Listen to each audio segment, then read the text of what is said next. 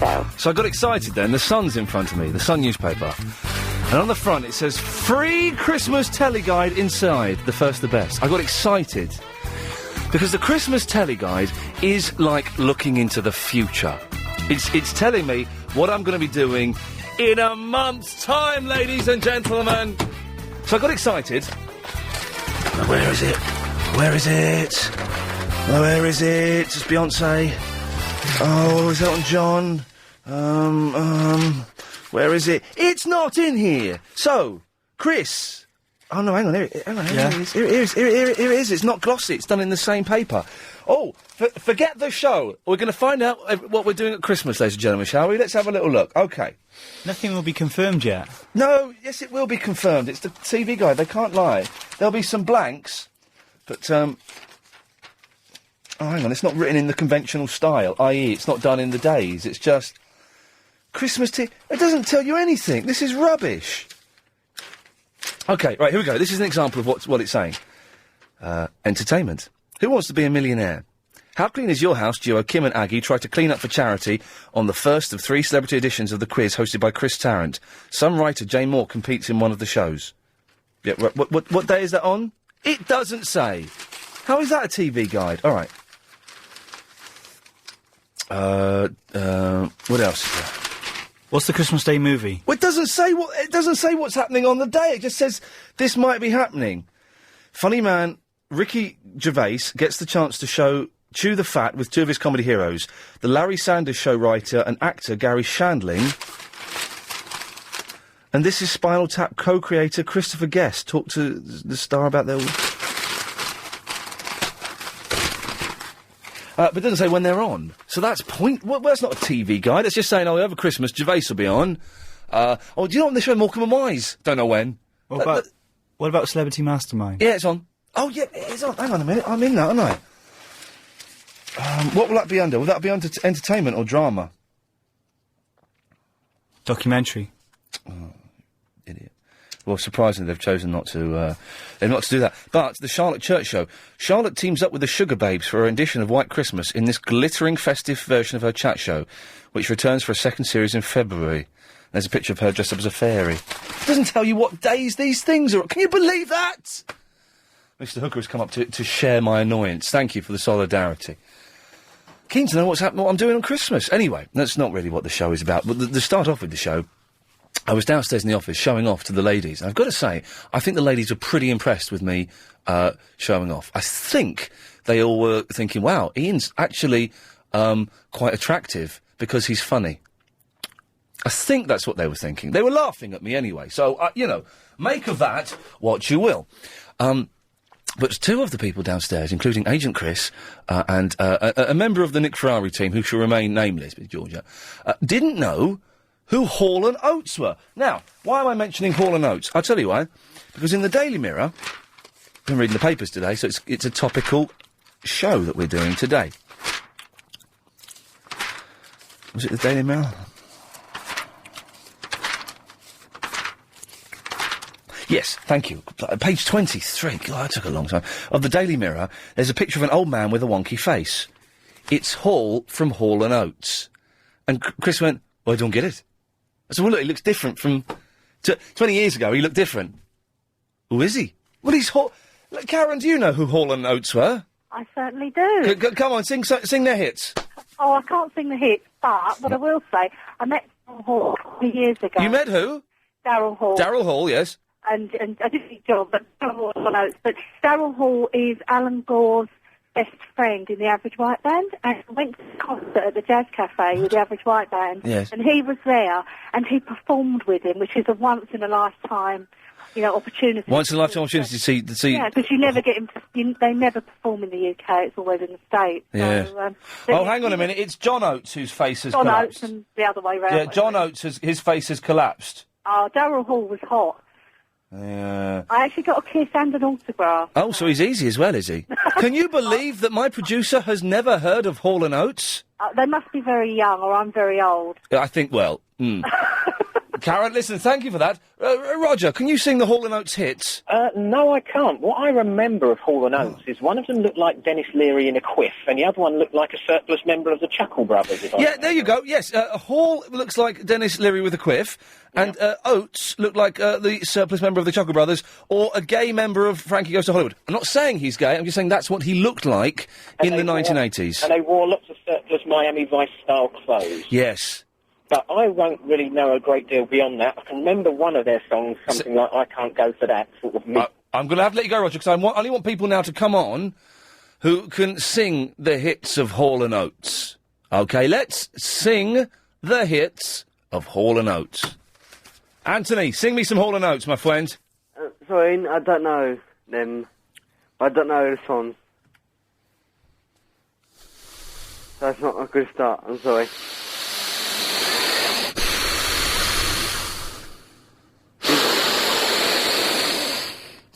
Breathe deeply. If you knew how furious I was right now, Anthony. I can tell. I'm furious. I'm prepared to... See, I'm going to swear. I'm prepared to kick some ass. I'm going to kick some serious ass. Sorry. How are you? I'm all right, Anthony, yes. Not very good about the paper. I've got to do something for Dave from Feltham. Hang on a second. Flange. There we go, that's one. He also wanted, Cool. She's blind? and I believe he could have done with a little bit of... I've knocked about a time. I've knocked about a time. I've knocked about a time. I've knocked about a time. So, I'm out. There we go. Right, Anthony, what can I do for you? Yeah, just a quick, some advice, really. You want some advice? You know eBay? Yes, I know the eBay. Excellent. Is it? Oh, it's excellent. Hopefully the listeners can give me some advice too if you're listening. Okay. I want to get a new phone. Yes. Because mine's totally dead. Uh-oh. And at the moment, yes, I'm bidding for a phone at £31. Okay, that sounds good. But I want to know if it's good to buy a phone off eBay or not. Well, everything I bought from eBay, I've been very satisfied with. Have you? But phones are a different kettle of fish. Yes, this is the first time for me. Is it a brand new phone? Yeah. Well, second-hand-ish. Well, that's not brand new, is it? No. So it's a second-hand-ish. When you say second-hand-ish, what does the ish mean? Just made up, sorry. Okay, that's fine. No, I'm not. Once, so... By the way, I'm not angry with you, Anthony. You know that, don't you? Oh, who? I'm angry with people who can't sing Hall & Oates. Oh, hang on, that is you! Yes. So you can agree with me. Yeah. Maybe someone will come up on the phone, hopefully, soon. Maybe. Oh, hang on a second. Anastasia? Hello. Oh, I love the pop singer Anastasia. You don't look like her, do you? Unfortunately not, no. Oh, she's... She's short and busty and tarty. Oh, yeah. Little leather waistcoats, voice like a horse. I love it. Right, you can sing some Hall & Oates, can you? I can, yeah. Okay, well, let's... Forgive me because I've got the flu and I sound really bad anyway. Okay, well, let's record this. Here we go. Away you go. Okay. Whoa, here she comes. Watch her out, she'll chew you up. Whoa, here she comes. She's a man-eater. Whoa, here she comes. Watch out, boy, she'll chew you up. Whoa, here she comes. She's a man-eater. And that's it. Oh, sorry, I thought you were going to do... Can I just have the She's a Man-Eater bit? I'll have that, please. Chris, how can you not know what that song is? It's a classic. Because she's got the flu. Oh, yeah, it was a little bit hard to tell what it was. Can you do... What was the other one they did? I don't know. They had loads, like, in the 80s. Well, they had two, didn't they, I think? Oh. Really? They had Man-Eater. No, I keep getting them mixed up with a band called Go West. Oh, Go West, they did. That was Peter Cox. Do you remember them? That's an unfortunate name, Peter We Cox. close our eyes. We never go to sleep. Imagination never lets us take a break. Anastasia, you can't sing like the real one, but you sound delightful. Thank you for that. Okay. Okay, Anthony, speak to you after this. Okay. The LBC 97.3 Travel News with Amanda Redmond. On the M1 head... Yes. Anthony, did we get to the point of your call? I think you did. Oh. But just for listeners to, let me know. Okay, so you're buying a phone on eBay. Is it safe? Yeah. Generally, eBay has been excellent with me. What stuff have you bought? I've bought a digital 8-track recorder, which I've never used. Didn't use it. Bought that. Bought CDs. Stuff like that, maybe. DVDs, computer games, gadgets and things like that. You like games, don't you? I love my games. I've got my pre-order in for my Nintendo Wii, and I was just on Amazon before the show, after I'd finished researching the show, sort of, ordering some games for it. On Friday night at my local club, Yeah. I got a game competition. Oh, really? Doing what? On the PS2. Oh, yeah. All different racing games. Oh, yeah. Are you any good at them? Yeah, right. If you want me to come up and be a ringer, I don't mind wearing a disguise and coming and winning it for you, and then you can have the prize. Yeah, go half each. All right, yeah, nice one. We can arrange that in. All right, Anthony, I'll see you on Friday. Yeah, one more question. Oh, Sorry. yes. Sorry, you know the podcast? Yeah, I do, they're good. Um, Can I go? By the way, if anyone doesn't know what the podcasts are, they're fantastic. They're the recorded versions of all the shows on LBC without the adverts, and they get them by going to... The www. lbc.co.uk. That's the end. Okay, and Right. how far can you go back to download previous shows? 1852. Okay, brilliant. Lovely. Does that help? you. Good Yeah. lad. Bye-bye. Not really. It's January of this year. So that's a year's worth, pretty much, for not much more than a few quid. Ebony. Good morning. Oh, sorry, good evening. Oh, good afternoon, even. What? How did you get it wrong 3 times? Once is fine, but you... I don't know, it's been one of those days. I've just seen Casino Royale. Oh, any good? Excellent movie. Really? Yeah. I might, I'll wait till it's on Sky Movies 3. Hey, I'm looking at Beyonce. Is there anyone more beautiful in the world than Beyonce? There's loads of beautiful people out there. But no, okay, listen to the question again. Is there anyone more beautiful than Beyonce? Yes. Who? Judi Dench. What have you been smoking? You're talking nonsense, woman. You don't know what time of the day it is. Do you want a John Hall and Darryl Oates song? I wouldn't. I'd prefer a John. No, Darryl Oates and John Hall. Who? Hang on, Hall and Oates. John Darryl. Darryl Hall and John Oates. Daryl Hannah. Yes. Can you sing one? Well, I'll try and attempt Kiss on My List. Okay, I don't know that one. Yes, you do. It goes, because your kiss is on my list of the best things in life. That one. There's no such You song. must know that one. You are just a lunatic that's been given... Hang on. She's a man-eater. Yeah, you are a lunatic that's been given 20 pence to make a phone call, and you've decided to waste that 20 pence on me. Look, you wanted Darryl Hall and John Oates. They had loads and loads of hits in the 80s. What was their big hit? They had Man-Eater, and there was another big hit. They had Man-Eater, Kiss on My List. Before those two, they had She's Gone. Right. They had Say No Go as well.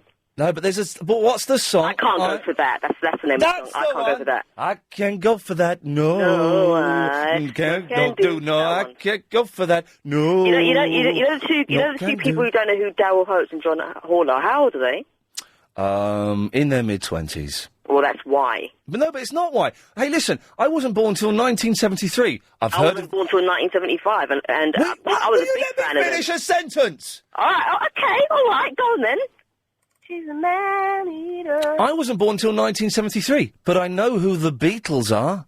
Yeah, and I wasn't born till 1975, and I know who the Beatles are. So then, I've got their greatest hits at home. Well, their number ones at home. They're worth a lot on eBay. If you've got Paul McCartney's number 1, you can sell that on eBay for a fortune. No thanks. I quite like their number ones. Okay, well, okay. Their number 2s are better.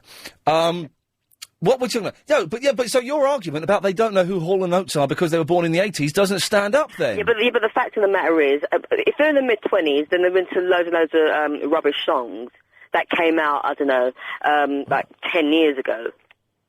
They wouldn't know. A lot of people in their 20s do not know who Darryl Hall and John Oates are. And if you're a certain age, then you will know who certain people are. Right, she's gone. I'd lost control of it there for a second. For about a minute and a half, I was out of control of this show. It was sailing blind, being led by a lunatic woman. Grab the wheel, then. I'm grabbing onto the wheel. What I need you to do, Chris, is I need you to get some rope. I need you to tie me to the wheel, because it's going to be a bumpy ride today, and I don't want to get blown off. 0870 9090 973 is the phone number. Wesley. Hello. I'll put the question to you. Is there any woman in the world more beautiful than Beyonce? Well, I've got a big thing about Kate Winslet, so... Oh, she's quite saucy, yes. But she's not more... She's no more beautiful than... Beyonce is stunning. She's got the face, she's got the body, and she's got, you know, everything else going for her. Okie dokie, I'll take your word for it. Okie dokie. No, Daryl Hall and Oates, Yes. however you put their names in order. Yeah, it was Daryl Hall and John Oates, wasn't it? I think so, yeah. I was going to say, as the woman before me mentioned, the two big songs of theirs were Kisses on My List and I Can't Go For That. No, I've never heard of Kisses on My List. I'm not going to sing it, mate, because I sound like someone strangling a kitten. Oh, blimey, yeah. I've got to tape that, bizarrely, at home for some reason. That's it. I'll send Chris home sick again if I start singing. Oh, can you believe... He looks fine today. Chris was off yesterday because well, he was... that's because you had a fiver on it, mate. Yeah, I did. Yeah. Right. So, but her argument about people from certain ages not knowing anything about certain groups is completely and utterly unfounded. Well, it's nonsense. I wasn't born until 77, and I know who the Searchers are. God, I'm older than this bloke. I wasn't... Okay, I wasn't born until 73. I know who Jesus is. Do you know what I mean? It doesn't stand the test, that silly sausage of a woman. But you know why Hall and Oates aren't known by youngsters today? Because they were rubbish. No, because they didn't have a hit song like First There Is a Mountain, Then There Is No Mountain, Then There Is. Did you know what? Wouldn't it have been great if they'd have done that in their kind of weird, soulful kind of... First there is a mountain, then there is no mountain, then there is... She's a man-eater. That's it, yes, definitely.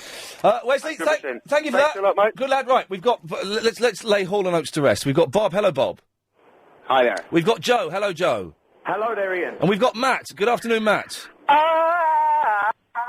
I'll do anything that you want me to.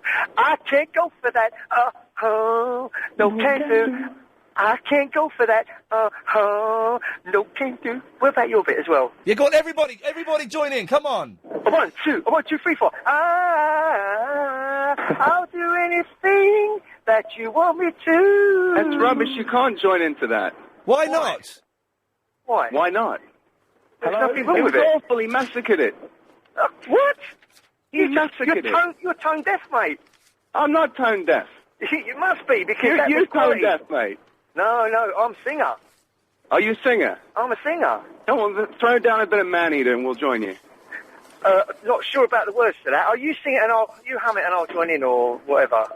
I wouldn't if I were you. I know what she can do.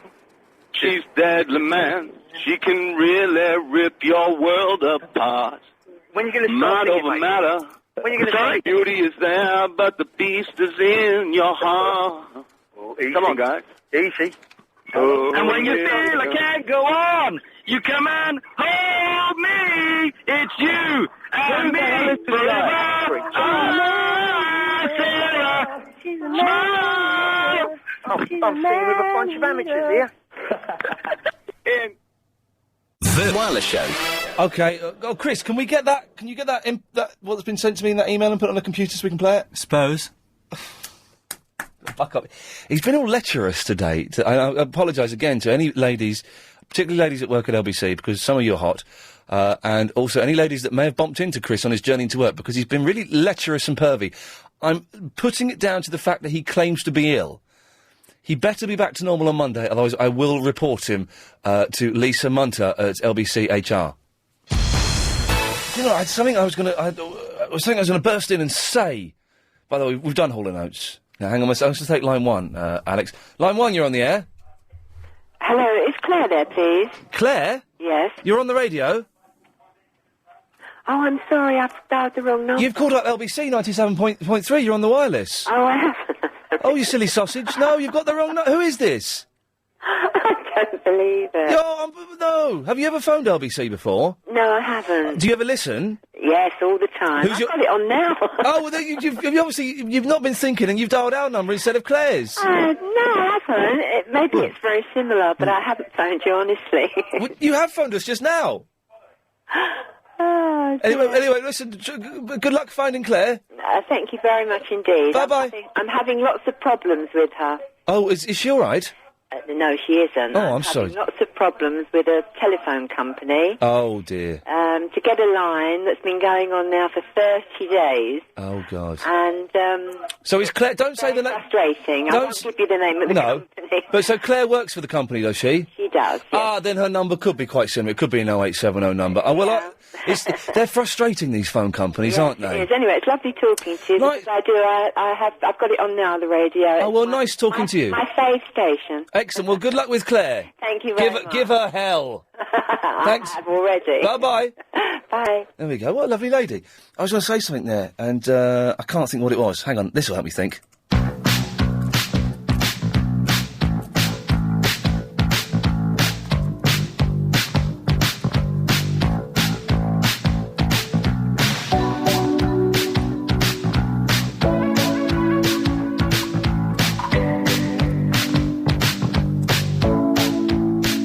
Here we go. Wow. Oh, another bit. I'm miming the bass guitar. Here we go. Get ready. Dum, dum, dum. Here we go. Get ready, everybody. Next bit.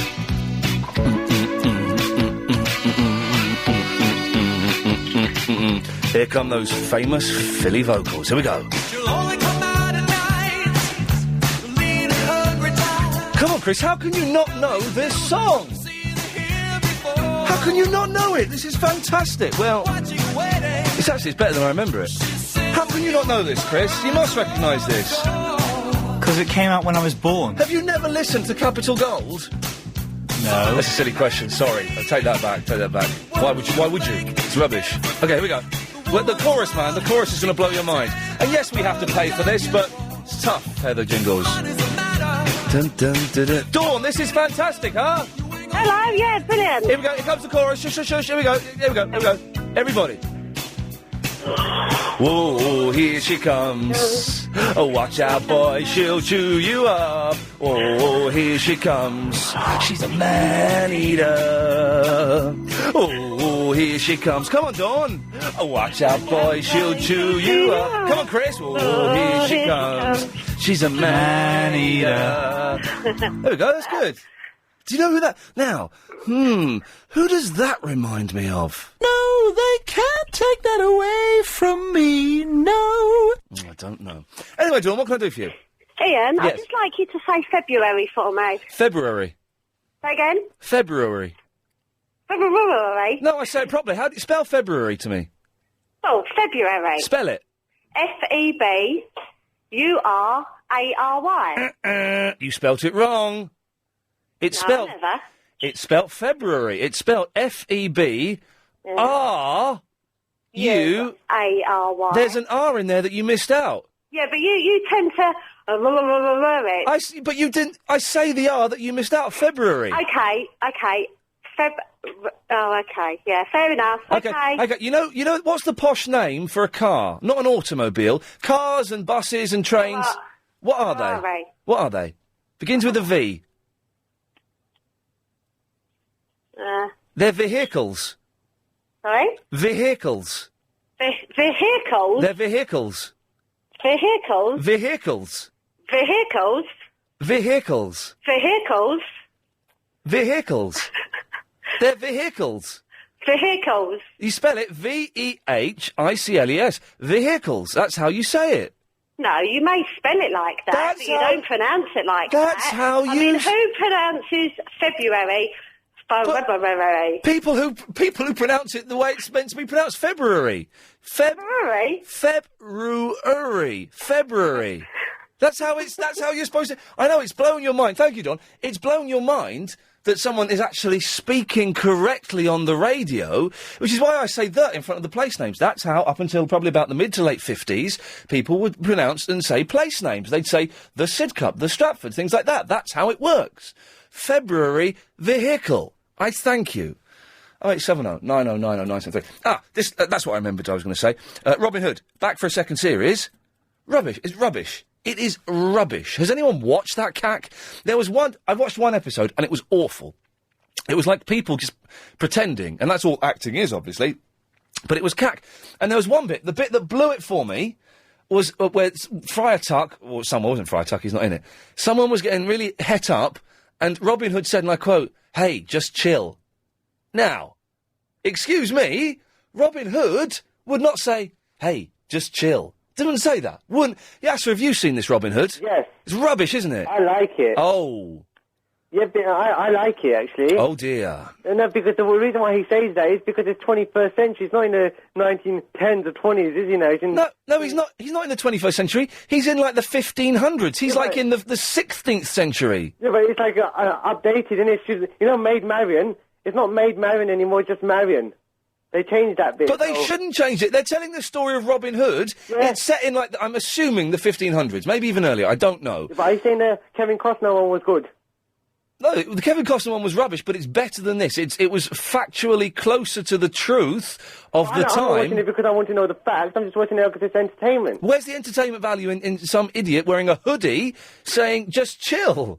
There's none in there. It's brilliant. I watch it every week. Okay, so we've agreed that Robin Hood is rubbish. No, now, I haven't. I think it's brilliant. Okay, but I know you're just saying that, but you agree with me. No, now, I do not.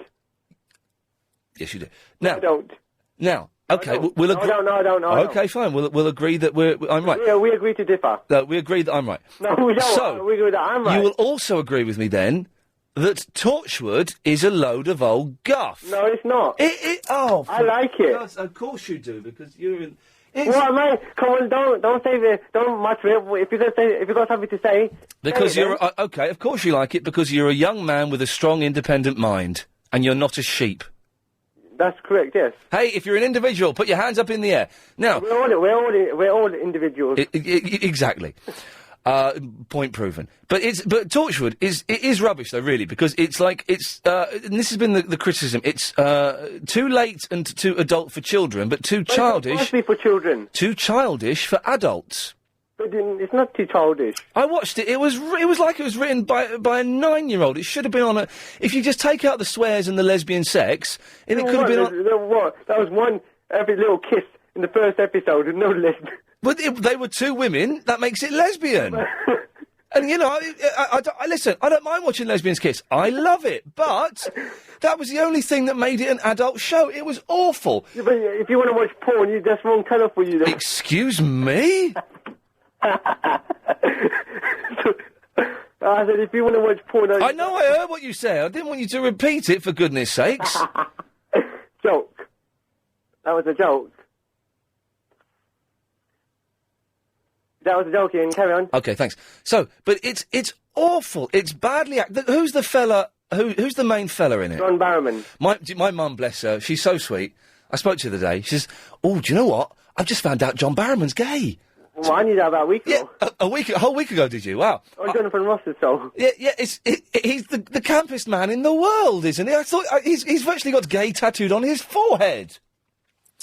Well, I don't know about that. No, he hasn't. I don't know. I can't make comment about that. Well, you can't make comment about a tattoo that a man may or may not have on his forehead. Yes, that's correct. Okay, thank you. What do you want? I wanted to say to you, just a quick point. Yeah. I was on MySpace. Oh, and yeah, I and got you've some messages about my doing my Triple M. You've got 90 friends on MySpace now, which is 91, brilliant. I think. 91, well done. I've got about 6-7 people. MySpace.com/YSR. The real one. Yeah, the I got real 90. YSR. I had to reject a few as well. But, who did you reject? There was a couple of people that were wearing hoodies in their photos, and I thought, I don't like that. No, you don't want to... No, I don't want to be associated with that. No, so you actually rejected them? Yes, I did. But I don't think anybody rejects friends on MySpace. And I did. And you rejected them because... We're on their heads. Wow. Yeah. Okay, right. I didn't like the photo. It's Let's not I'm vain or anything. I just No. hoodies, and one person was smoking. I don't like that, so... No, okay, let's yes... Yeah, let's get to the point now. No, and I was... that's the thing I was calling in. I'm not sure. Have you checked your emails?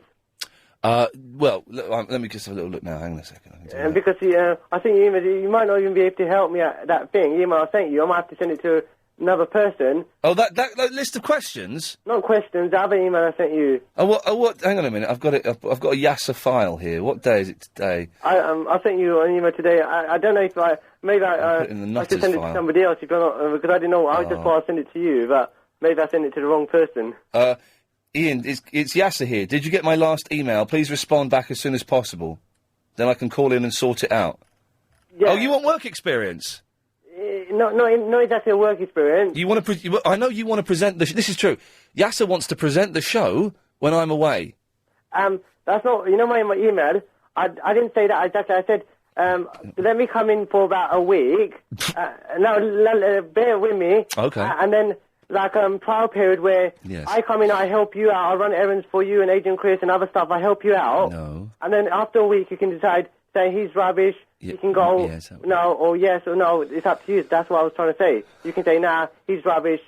There's no way. Yes, sir. Yes, sir. I've got to do the travel. Can you stay there for a minute? Yes, I can. Good lad. Okay, we'll find out more about him after this. Time for the latest LBC 97.2 travel news. Here's Amanda Redman. Well, we've got big problems at the moment. Okay, before the break, Yasser was saying he wants to come in for a week's work experience. Yasser? Yasser? Oh, yeah, sorry, yeah, I'm here. Okay, what happened there? No, I was just tuning. I was listening on the radio. Well, hang on. Well, Chris, he's failed the first test. Mark that down. Yasser has failed the first test. So that's disappointing. I can recover it. You can recover from it? Yeah, it's a full start, that. Okay.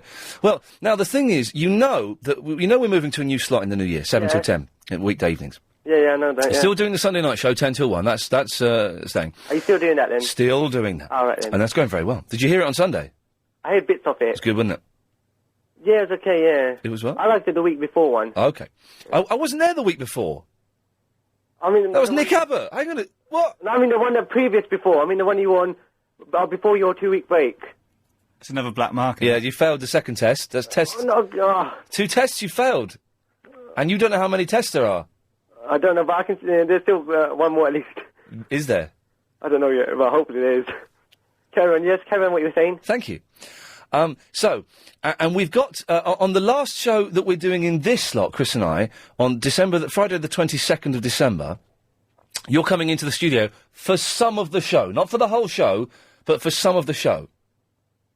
Yes, you did say that, yes. Yes. Well, are you still agreeing to that? Yeah, yes. You're going to be one of several special guests, and I use special, in a very loose term, that's coming in on that for part of the show. No more than an hour, all right? Right. So, I think, and you're going to sit in the studio and do bits of the show with me, okay? Okay. I think what we need to do is to see how that hour goes and find out if you're a mental or if you're a nice lad or whatever. We don't know, do we? You have to test it out, yeah. We exactly. I understand that, yeah. Thank you. You have to. I would do the same if I was in your position. You're very close to failing test 3. Very close. And then what we can do is we can assess whether we'd like to hang out with you for a bit more. Okay. So, shall we see how it goes on that Friday, December the 22nd? Okay, then. Okay. I can bring in some, food and try to bribe you with food and stuff. Just failed test 3. Just failed it. So, really sorry about that. That's a shame. That's disappointing. It's 3 tests. You're just making up these tests. Yes. No, they're official radio tests that we've all had to... Yes. No, I wasn't thinking. We've all had to take these tests. So, I caught you out there. No, right, okay. And getting cocky, you failed test 4. So, we'll see how that goes. And by the way, the last week of doing this show, before Paul Ross takes over and we move to the different slot, it's a humdinger of a week. So far, Monday, whatever that date is of the last week, what is the date? So Friday's the 22nd, Thursday's the 21st, Monday the 18th, Stephen Murdoch from ISO Solutions, our gadgets and computer expert, is coming in to give you the lowdown on all the must-have gadgets and gizmos for Christmas and any problems you may have. Thursday, we've got Frank Sidebottom coming in, and the Friday, we've got various special guests, including Yasser. Oh, it's Frank's World. And I'm going up to Manchester next Saturday to record an appearance on Frank's TV show. How cool is that? And do you know how much I'm getting paid for it? Nothing, I'm doing it for free. I'm doing it for free. Isn't that cool? I'm so excited. Sue is in the South Woodford. Hello, Sue. Hello. Hey, Sue. If you're going to call me Sue, I'll call you E. Well, what's your name? Susan. Well, it's got Sue up on my screen. Well, you need to sort your stuff out. I can't sort my staff out. I'll let you off. Listen, I'm nervous. Okay, well, then you've come in... for someone who's nervous, you've come in being a bit stroppy, so well done. I couldn't let it go. No, well, you're correct let it go. Can I call you E? No, you can't, Susan. But, Thank Chris, you, Ian. Chris, why did it say Sue on the screen when this woman is clearly a Susan? Because when I said Sue, she responded.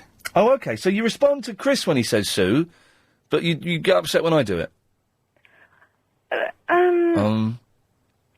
Yes, but he didn't. He sort of said it really quickly, and then before I knew it, I was on hold. Oh, okay. Sounds like she's got some beef with me. But okay, carry on, Susan. The thing is, who did you have on your show last Thursday? I don't remember. Your guest last Thursday, and I've been trying to get through since then. Budgie man, I'm the Budgie man. Well, the next day, Friday, I went to my pet shop. Yeah. The Budgie man. And guess who was in there? The Budgie man. Yeah, I couldn't believe it. Wow. That's quite a good impression, actually. He does sound like that. He talks. He just goes on and on, doesn't he? He talks. If anyone heard last Thursday, Music Thursday, we had the Budgie man, and he talks a lot. He's a nice guy. A very nice guy. Very I'm nice. looking at a picture of him now, the Budgie man, and his website, budgieman.co.uk. Yeah, very nice guy, but my goodness, he went on. Yep. Did you see his chopped off finger? Oh, no. Oh, he's got a chopped off finger. It's really cool. No, he gave me... What did he give me? He was showing me pictures. Oh, shush. He was making a rude joke. What? Nothing. He showed you the pictures, did he? Yes. Did he show you the letter from the Queen? He showed me so much stuff. Yeah, he's got talking to me, It's all in his briefcase, isn't it? Oh, he didn't have a briefcase. Oh. He'd been painting or something. He was quite scruffy. He paints windows at Christmas time. Oh, that's right. That's what he was doing down the street, apparently. But he was very nice. Yeah. But I was just amazed that, like, the very next day, I came across the butcher. But I did ask him about Tallulah as well. Oh, yeah. Because I said, what does Tallulah look like? Yeah. Well, there's pictures of Tallulah on the internet. Oh, is there? Oh, yeah. Rock and roll. Yeah. Where? If you go, well, I know she's on my MySpace. If you go to my MySpace, myspace.com... Oh, I haven't worked out MySpace. Oh, for God's sakes. It's 2006, isn't it? Yeah. Well... MySpace. What did you put in? MySpace? MySpace.com / The Real Iain Lee. The Real Iain Lee. IAINLEE. Yeah. And then on my comments page, she's left a comment and you can find her page through that. Comment Tallulah. Right, this is a bit boring. What's boring? Her page? No, this conversation now. I think you'll find it's not. I think you'll find it is. I think you'll find it's not. Sue, it is. Galliard Home's most successful long-term Hello there. Hello. Thank God that Yasser's back. Really? Tune in to other programmes. I can't believe... Well, I'll have to have a word with your producer, get up a petition or something. We all enjoyed Yasser, and all of a sudden, we didn't hear of him anymore. I don't know whether you put an embargo on him. Shut up now, you torag. He did vanish for a while, completely of his He own... did vanish for a while. I think he was giving him a bad time, Ian. That's what it was all about. That must have been it, yes. That's my style, yes. But he's back, and he's going to be in the studio Friday the 22nd of December. I will be tuned in. And the other thing I do agree with him on, this Robin Hood, it's good entertainment, it's television, and of course there was no such thing as Robin Hood in real life, was there? It's all a good story. But you know, saying things like chill out, thing is, in 5 years' time it's going to look so dated, and the action was so lame. BBC dramas can do such better action than that. It was awful. Well, I got a bit suspicious when I see an aeroplane go across. You did not? Yes, I did. I think it was like a Boeing 747 or something go across the screen when they was, chasing after the sheriff or something. And I thought, that's a bit, it didn't look right to me. Doesn't look right, does it? But it's good. This is a good show, good entertainment, but don't sack Yasser. Okay. Otherwise, I won't listen in no more. Do you know what? I'm not that worried about losing him as a listener. Yes, Jonathan. Oh, Ian, who's that bloke pretends he can play the piano from Worthing? Oh, Charles from Worthing. Oh, I hate to be a grass. Did you listen to Clive last night? I didn't. I heard a bit of Clive, but not much. Why? What happened? Oh, he was on there for quite a while, right? Trying to fool Clive in the fact he could play a piano, but Clive's not going along with it too much. Massive big up. Yeah. Yeah. Clive Bull. Yeah. Hello? Oh, yeah. Clive Bull. Bitches. Yes. I hate grassing him up. He called you an idiot. Who called me an idiot? Yeah, Charles. So when he rings out, you remind him. You can tell him Jonathan Grasshot. I don't care. Oh, all right. Yes, he did. He said you wouldn't believe he couldn't play. Charles? Hello? Jonathan's grassing you up. Pardon? Jonathan is grassing you up. Apparently you called me an idiot last night. Who did? You did. You did, Charles. Probably did.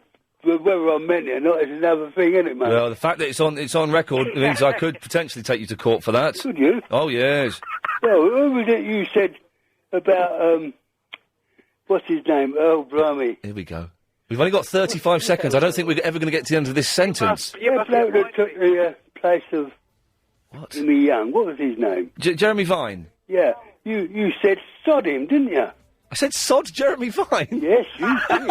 The next one, I've got that on tape, so you can't forget that. If I did say that, then I'm a very funny man. I don't... Bruce, Charles. It was Ken Bruce, Charles.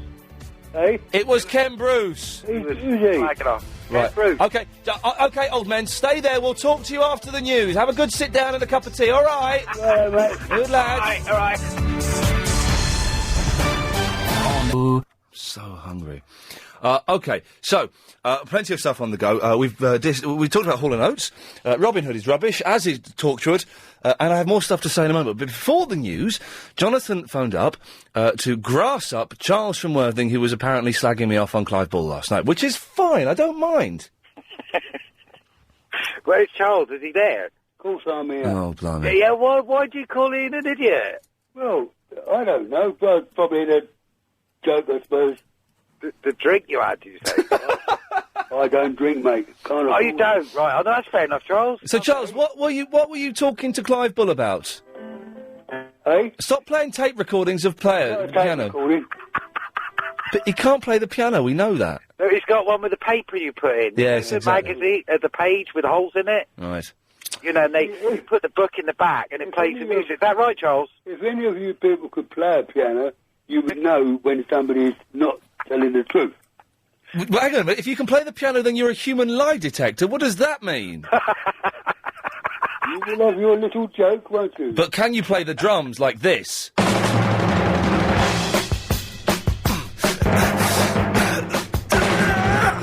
Can you play drums like that, Charles? If I wanted to.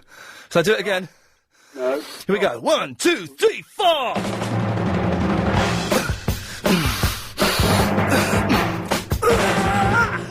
Excellent. Thank you. Superb. Yeah. Do you hear that, Charles? No. Did you hear that? Let's try again. 1, 2, 3, 4! Recording, listen. It's not a record. I'm playing the drums as much as you're playing the piano. Oh, yeah. In that case, I'll play the piano and you play the drums. Okay. 1, 2, 3, 4.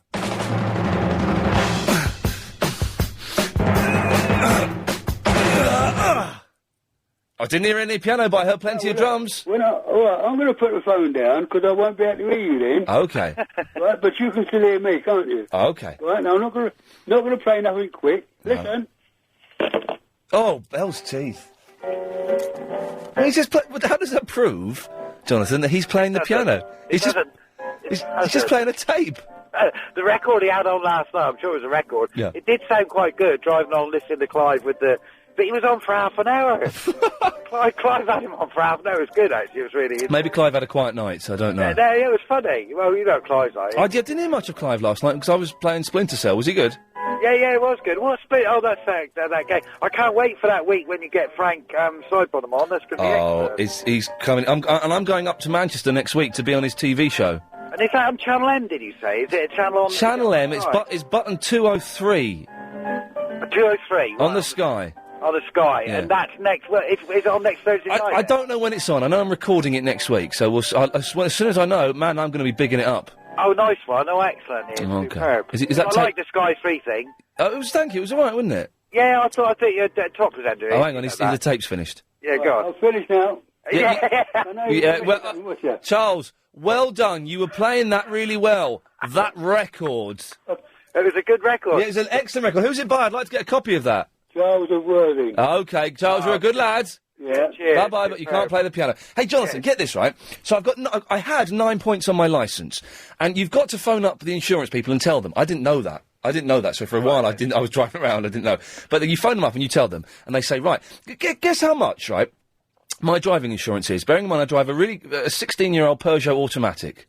Right, I'd say you could get an insurance for that fully compact, £300-400 a year, yeah? £1,700 a year. You're joking. £1,700 a year because I've got points and because of the job I do, and because if you're a comedian or a television presenter or a radio presenter, your insurance is instantly bumped up because they think you're going to be driving around with the Queen and Burt Reynolds in your car. Seriously. Oh, dude, so £1,700 a year, okay? So I phoned. So when you know, and that's what was after the points. So my points, 3 of my points dropped off last year. So I thought, oh well, I'll phone up the insurance and let them know, and I'll get a reduction in my insurance. I phoned them up, spoke to a nice lady in India, and I said, yeah, just to let you know that I haven't got 9 points anymore. I've just got 6 points. Okay. Yeah. So if you could just take them off the form there and give me the reduction. Oh no, sir, we can't do that. Why? What? Yeah, we need to know all the points you've ever had. I said, what? So you're going to keep the points on my insurance, and I'm going to keep paying. It's not 1,700. It's just under 1,600 quid a year. So you're not going to take the points off, and you're not going to reduce the payments? No, sir. And I got really angry. I said, right, I want to speak to the manager. And so she went to get the manager, and then I quite often what I do is I get very angry on the phone, and I thought, do you know what, it isn't worth it, and I just put the phone down, I walked away, and I went and played Splinter Cell. But is that right, that they leave the points on there? Well, I had it up to 9, right, and I've just got rid of 6. And when I came up for renewal, they did reduce it. When my renewal came up, it got reduced. So it's maybe when it's renewal then? When it's renewal, it should reduce, yeah, because I got 9, and because I'm a professional driver, I had to be really careful, because 3 more and that's it. Well, I'm down to 6. I think I got flashed about a month ago, but I've heard nothing yet. But I lose the 6 points next April, so, you know, I've learnt my lesson. You know, I used to drive quite fast. I've learnt my lesson. It's a foolish way to travel. Yeah, it's learning where all the cameras are around London. Well, that's another lesson I've learnt. Yes, is where all the cameras are. But no, obviously, I don't drive fast now. I have no need to anymore. No, I don't at my age. But if anyone could let me know, 0870 90 90 973, because that's kind of blew my mind. Yeah. Jonathan, we've run out of time for you now. Yeah, nice talking to you. Cheers, Ian. Good lad. Bye-bye. OK. If anyone can defend Torchwood or Robin Hood, I'll be keen to speak to you. We've done Hall & Oates, really, unless there's anything... if you just want to phone up and sing some Hall & Oates, you're more than welcome to. The insurance thing has confused me, though. 0870 90 90 973, iain@lbc.co.uk. When I was a boy, my friends called... So it's delivered 4 pizzas. Come on. Oh, I've just said it on the... Now everyone's going to... But only for people who work on this show. Only for people who work on this show, and I will be assertive and say that. Now, an email from Rich, who sent in the Hall & Oates. Ian, can you play the new Bill Buckley song? Because if you play it, I will record it and do a remix for you. OK, Rich, I'm going to play it now, so hopefully his... where is it? Is it that one? No, it's that one. There we go, OK. It's 40 seconds of Bill Buckley, who's on, in the evening sometime, in the morning. What days is he on? I don't know. Weekends, isn't it? Weekends from midnight till 5 a.m. He's very good, a very nice man, and this is him singing. This is for Rich, who's going to remix it for us. Bill, do you know how much you mean to me? Weekend mornings with my tea. Bill, you keep me company. I hope you will stay forever here. A change of slots is what I feared, but I'm glad for now that it's the same next year. Bill Buckley, you're all that I see, even though you're not on telly, listening intently on the radio. LBC. There you go, Rich. I look forward to seeing what DJ Mix Master Mashup Magic you can do with that. Jack. Hello, Ian. Hello, Jack. Right, just a quick question I want to know. Okay. Why do people call a cheque, as in a money cheque, a kite? I call it a what? A kite. A kite? Yeah, you must have heard it. I've never heard anyone call a cheque a kite. Oh, surely. Surely not, sir. No. Someone's got to ring in and tell us the answer. OK, well, if someone has ever heard a cheque being called a kite, and they can tell us what it means, 0870 90 90 973. Is that all? Yeah, that's it, thank you. OK, Jack, we'll try and find out. Solomon. Ian, how are you? I'm good. Good.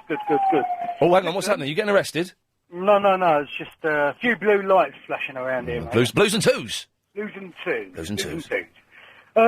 As regards to the insurance scam... Yes. Do you know that, just say you was 9 months into your insurance premium period... Right. If you got 3 points... Yep. Just say around September... Yeah. And you started your insurance at January... Yeah. And you told them at your renewal period about the 3 points, they will add 3 months extra from the previous year Right. onto your new year. Right. You know that? No, I did not know that. Yeah. So are you saying that, as well, that they're right, that they won't take my points off the insurance and I've still got to keep paying for them? Nah, it's a scam, isn't it? That's unbelievable! It's a Charles from Worthing, isn't it? It's a rip-off. We've got a new phrase. It's a Charles from Worthing. Because I thought it was because I was going through to a switchboard in India, and sometimes I phoned up the Indian switchboards, and they don't quite know what you're trying to say. You know what it is you're asking for. Yeah. So I was assuming that it was just her making a mistake, but that's the standard policy, is it? It's a scam, mate. It's not policy. It's 17. I pay 1,600 quid a year. I know, it's a rip-off. And my car's rubbish. It's a 15-year-old Peugeot automatic. I reckon you better go for that scooter, matey. It's looking more and more likely. Cheers for that, Solomon. Cheers, mate. Depressing.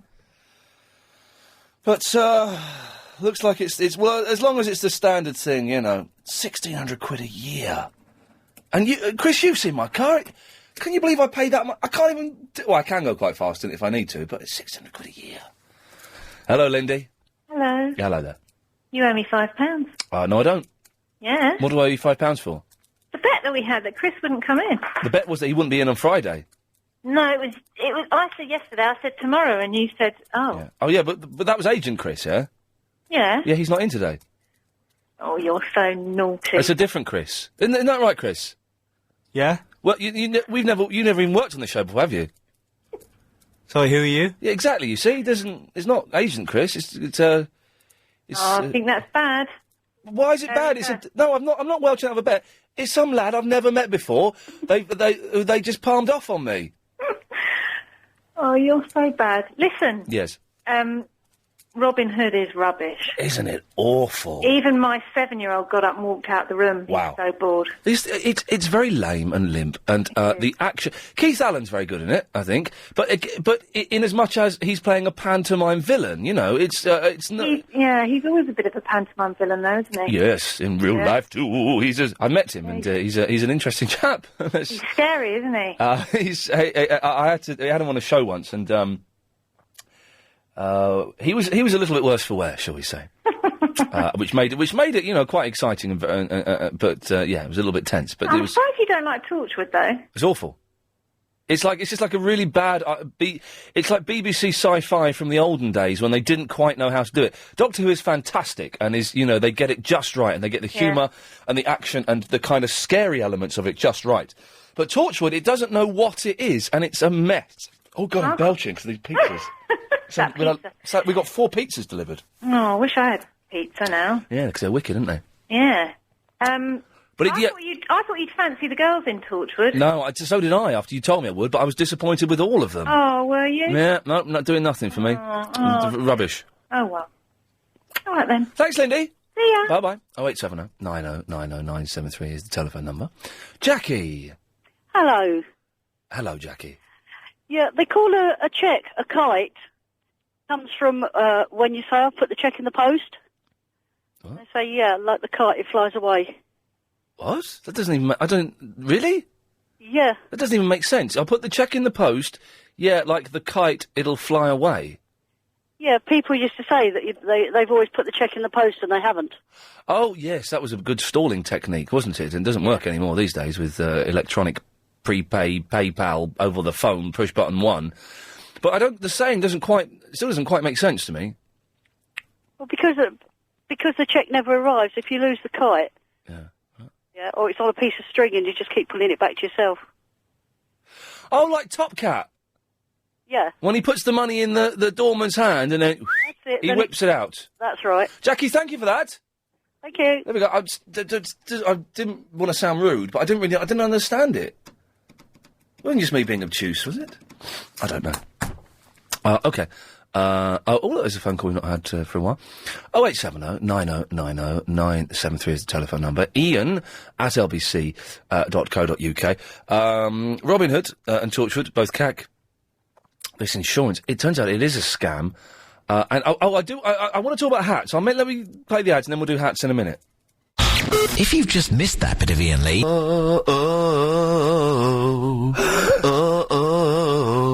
Yeah, okay. I was going to mention hats, but I've only got 15 seconds, so I'll mention hats after the news. What are you putting the face for? Cats? Hats. Oh. Idiot. Oh, I did belch there. I'm very windy, Pops, today. I do apologise. Here comes the latest news, isn't it? Yes. Are hats back? The reason I ask is because I've been wearing a hat recently. I've had a mixed reactions to my hat. I love my hat. I don't give a stuff what anyone else says. Someone said I look like a student. That's fair enough. Someone said I look cool and sexy. A hot chick said I look cool and sexy, so that's important.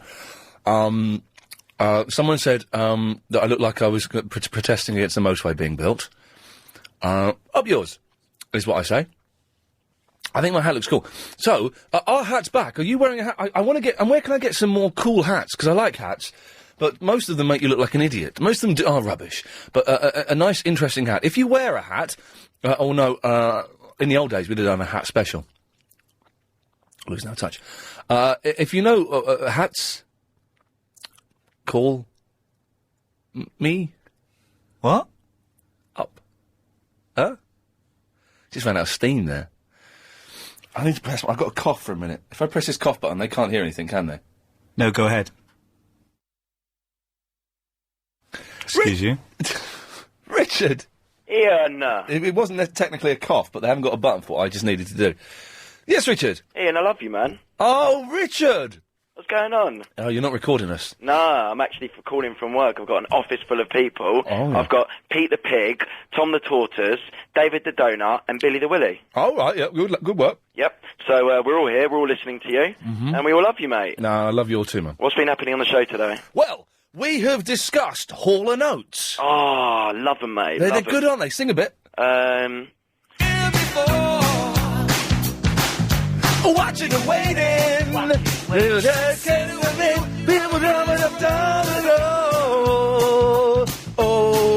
Here we go, Richard. What? Oh, here she comes. No, it wasn't that bit. Ian, can I come on and do Music Thursday? No. Why? Well, no, you can't. Why? Because you can't. But me and my brother, we used to be in a band. Right. Oh, that's a good enough reason for you to come in. No. We released a couple of singles. No. We did all right. What band were you in? Oh, it was they were called Serum. Hang on a second. Listen to this stroppy email. Yeah. From the Beamer Wave Man. Okay. Ian, how can you call one of the most rubbish programmes on television Lost good, and then call a good programme like Torchwood rubbish? What? What planet is he on? This must be ironic, because Torchwood is cheap, nasty tat, yeah, and Lost is beautiful, artistic, fantastic mystery. Funny you say that, actually. I told my friend to start watching it because I knew how heavily you were into it. Oh, yeah. All of a sudden, he's loving it. He's got the DVD. He's going nuts about it. I wouldn't be surprised if he started wearing the T-shirts and the hats next. Or the Lost? Yeah. I've got a Lost T-shirt. I don't wear it anymore, though. I'm a bit beyond that now. So, apart from Lost, what else has been going on? Have you had a good week? Oh, here she comes, yeah. Watch out, boys, she'll chew you up. Oh, here she comes. She's a man-eater. Ian, I bet you don't sound like that in the shower, mate. No, I sound wicked in the shower, because my shower now I've got a shower cubicle, it's all tiled. I sound wicked in the shower. I'm going to record... Chris, can I take a DAT machine home? I want to record myself singing in the shower, because I can even sing the high notes on the Dixie Chick song. Seriously. There's a bit in the Dixie Chick song... Yeah. ...where I don't know how she does it, because you've got to take a breath... Yeah. ...halfway through it, because it's such a long bit, but she does it all in one breath. I can almost do it in the shower. Ian, there's one more thing as well. Yeah. As you know, I'm an estate agent, unfortunately, and I got sent up to a property a few weeks back, and it turned out that it was basically a wind-up. You did what, sorry? I got sent to a property for a probate where someone had died, right, and it turned out to be a wind-up. It was a wind-up? What is it? In what way? Oh, well, I can't say too much, but I'm going to be on TV next year, in February, I think it is, on the BBC. Oh, right. What, on Tenants from Hell? No, not at all. I like those I've programmes. been a tenant from hell, though. Oh, really? Naughty Yeah. boy. But, so it's going to court, is it, or something? Yeah. Oh, well, then you that. you can't tell us any more, but No, let us know when it's on the telly. I'd love to tell you more, but you just have to wait. Oh, wow, very exciting. Happens, Okay, Richard, well, thank you for that. Always nice to chat. Yep, take care, mate. I spoke to your dad the other day as well. Did you? He doesn't shut My up, dad does he? loves you, mate. My dad He doesn't shut up, though. He doesn't, and he always calls up. He's the one that goes a bum, bum, bum, bum, bum, bum, bum, bum, bum, bum. I think he's lost his medication. No one's ever done that. Yeah, he does. He does it from time to time. You don't know why checks are called kites, do you? Right, there's no need to get racist, all right? No, right now, steady kites, for goodness sake. I'm having lots of different versions coming in on the email, and it doesn't make sense to me. So, if anyone knows, we go. Oh, look, Andrea has the same birthday as me, as a connection. Also thinks that Roger Moore is the best Bond. And he also thinks that she also thinks Jonathan should have his own 10-minute slot. I don't think so. Les! Yeah, hi. Hello, Les. How you doing, mate? I'm all right, yeah. Glad you have a nice shower. Now I've got a lovely shower. I have a shower every morning, even though it's downstairs. Good. Shower in the shower cubicle. The heated towel rail is just out of the shower cubicle, so I get a nice warm towel. Obviously from my new combi boiler. Oh, you're that fella, are you? Yeah, that's right. That's now. This is interesting. Maybe you can help me. Well, not help me, but... Insurance. Listen. No, listen to me. No, listen. I've had lots of letters from British Gas saying, we've tried to get in touch with you because it's time to have your boiler serviced. Yes. Right. We will not call you up. We will not phone you. You must reply to this letter and book it. And then I had a letter delivered yesterday that had to be signed for, but it wasn't signed for, saying, we have tried to get in touch with you. You must book your boiler service now. It is of the utmost importance. I don't need to, really, though, do I, Les? No, you do not. No. It's entirely up to you. Fine, I'll be all right, then. It's only 4 years old, the boiler. Your boiler must be brand new, surely. No, I did not upgrade when you told me to, because mine is only 4 years old. Oh, you got one of the old ones? No, it's a 4-year-old one. Yeah, they changed a little while ago. Never mind, don't mind. No, let's not... Right, insurance, come on, let's not fall out again. Listen, no. I just insured a new vehicle today, because we've had 3 vehicles break down over the last couple of days. Oh.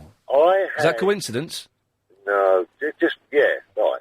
But £235, I've just insured an S-Reg McGann. He was good. Which one? Because there was like 4 of the McGanns, aren't there? There was the one who was Doctor Who once, there was the one in the upper hand, and then there were the other 2 McGanns. Yeah, the first McGann, which is the RN model. Okay, so not Paul McGann. No. Okay, so you got the RM McGann. I think might have been Harry Enfield. I'm not sure. Okay, yeah. S-Reg McGann, £235 insurance fully comp. Right. So what's going on with you? My insurance is £1,600. How can that be? Well, what do you mean? It is. And the thing is, it's because of the points, but it's more because of the job I do. If you have a job in the media and if you appear on screen or on radio, your insurance goes up by stack loads because they think you're going to be driving celebrities around and that if you have a car crash, it's going to cost them a fortune to pay out. Well, that's crazy. Honestly, I can't get insurance online. If I try and get insurance online, as soon as I put in what my job is, every online insurance company, excuse me, says, right, we can't do this, you have to phone us up. And you phone them up, and they, it costs a fortune. Okay, apart from you, your job qualifications are radio presenter, but they never asked me what my job qualifications are. Of course they always ask you what your job is when you get car insurance. No, they don't. Of course they do. That's one of the first questions they ask you. What job? And go to an insurance broker. No, you say, but you have to tell them what your job is. Otherwise, you're not properly covered. But your car is only using from your place of home to your place of work. Well, not only, it goes to other places as well. I know, but it's for private and pleasure. Yeah, I know. That's on the form, as is my occupation. You do not use your car for anything else. So why don't you just go in as Iain Lee and do not state what your occupation is? Because you legally have to state what your occupation is. Are you sure about that? Yeah, of course I'm sure about it. You cannot get car insurance and not state what your occupation is, Les. Okay, that's fair enough. I mean, when I insure my vans as a gas engineer, they don't charge me too much more. I mean, my van, my brand new van, is only £750. Oh, I've accidentally pressed the button that cuts him off. Hell's teeth.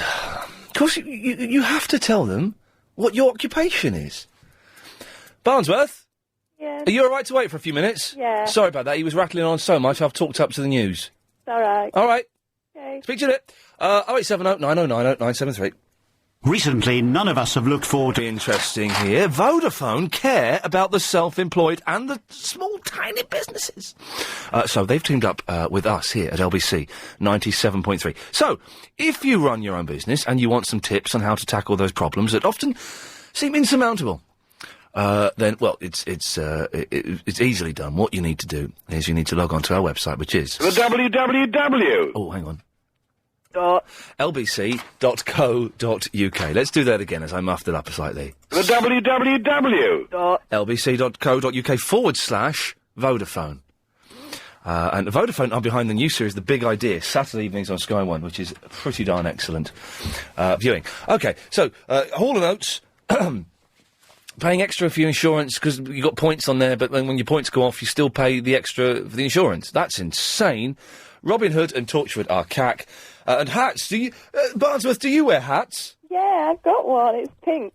And it's one of them kind of trendy flat cap type things. Trendy flat cap? Yeah, I don't know what they're called. They look like tea. Mine looks like, you know the hats that the train drivers used to wear in Middle America in the turn of the 19th century, 20th century? Yeah.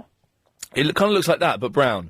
Oh, I like hats. I think hats are brilliant. And I've got a big collection of hats that I wear at home, that I only wear at home. And the hats I have... We did have a hat special, didn't we? We did, because I brought the hats in, I remember now, when we did the weekend show. The hats, I have a Jinnah hat, which is kind of like what they were in Pakistan.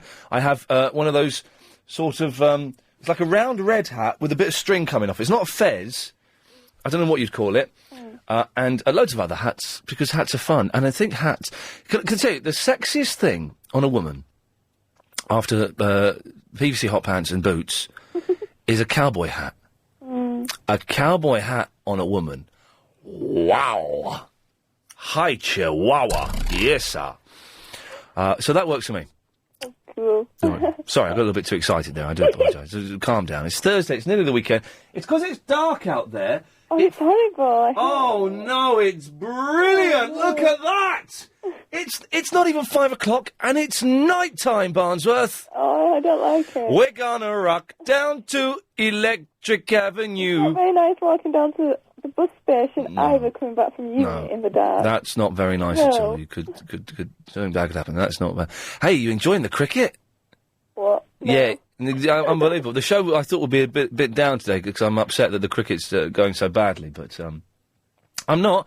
I don't like cricket. It's the dullest thing in the world. Yeah. I'm watching golf now through the glass on Sky. For some reason, the golf is on. That, even though I can't hear it and I can't see it properly, that is more interesting than watching cricket. Yeah, I'd rather watch golf. I'd rather watch golf. There's something. As I get older, there's something slightly attractive about golf. Oh no. Yeah, You're getting old. I'm not getting old, love. I'm there. I'm old. Oh. There was one point in the office earlier today, I was the oldest person in the office, and you think, geez, a few years ago, when I got my first job in TV and then my first job in radio, everyone's like, wow, you're only 25, you're that young. Wow, you're so young. Oh, you're so young. No one's ever going to say that to me again, ever. No one's ever going to say, wow, Ian, you're really young for what you're doing. They're going to say, you didn't achieve much, did you? That's what it's going to be for the rest of my life. No, I think you're young. I don't think 33. But you're 19. 19. I don't think 33 is old at all. And you're only as young as you act, really. So if you act really youngly, you're kind of younger. Oh, I'm not sure. Makes sense. OK, Barnsworth, so I just had another depressing email saying your insurance is going to be stack loads. There's no way around it. It's because of your job. I can't believe that dude didn't know you had to tell them what your occupation is. That's the first thing they ask you. Yeah. That's weird. Maybe he's doing something a bit dodgy. Well, potentially. I mean, he's a gas fitter, so I'm sure he's a legitimate gas fitter, but still. All right, Barnsworth, anything else? Oh, yeah, Torchwood is rubbish. Oh, it's awful, isn't it? Yeah, I watched it once, and it looked like something made for children, but because it's on after the watershed, like the writers thought, we'll put some rude bits. We'll put some swears in and some lesbian snogging. And it's like, oh, well, clever, nice, yes. Yeah. And have you seen any Robin Hood? No, I'm avoiding it because people said that it's rubbish. So. Oh, it's just awful. All right, Barnsworth, thank you for that. Thanks, bye. Bye-bye, there we go. Philippa's in the Essex. Hello, Philippa. Hiya, how are you? I'm all right. I've got really bad indigestion because I've eaten too many Pizza Express, but apart from that, I'm fine.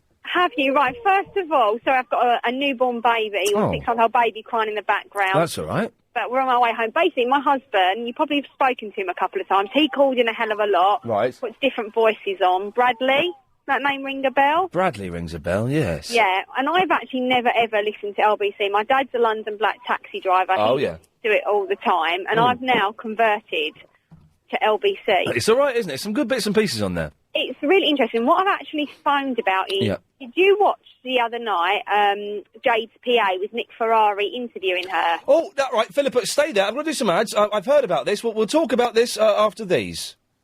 Once upon a time, it was common to... He wants to go out for a Christmas meal. What Christmas meal? Festive one.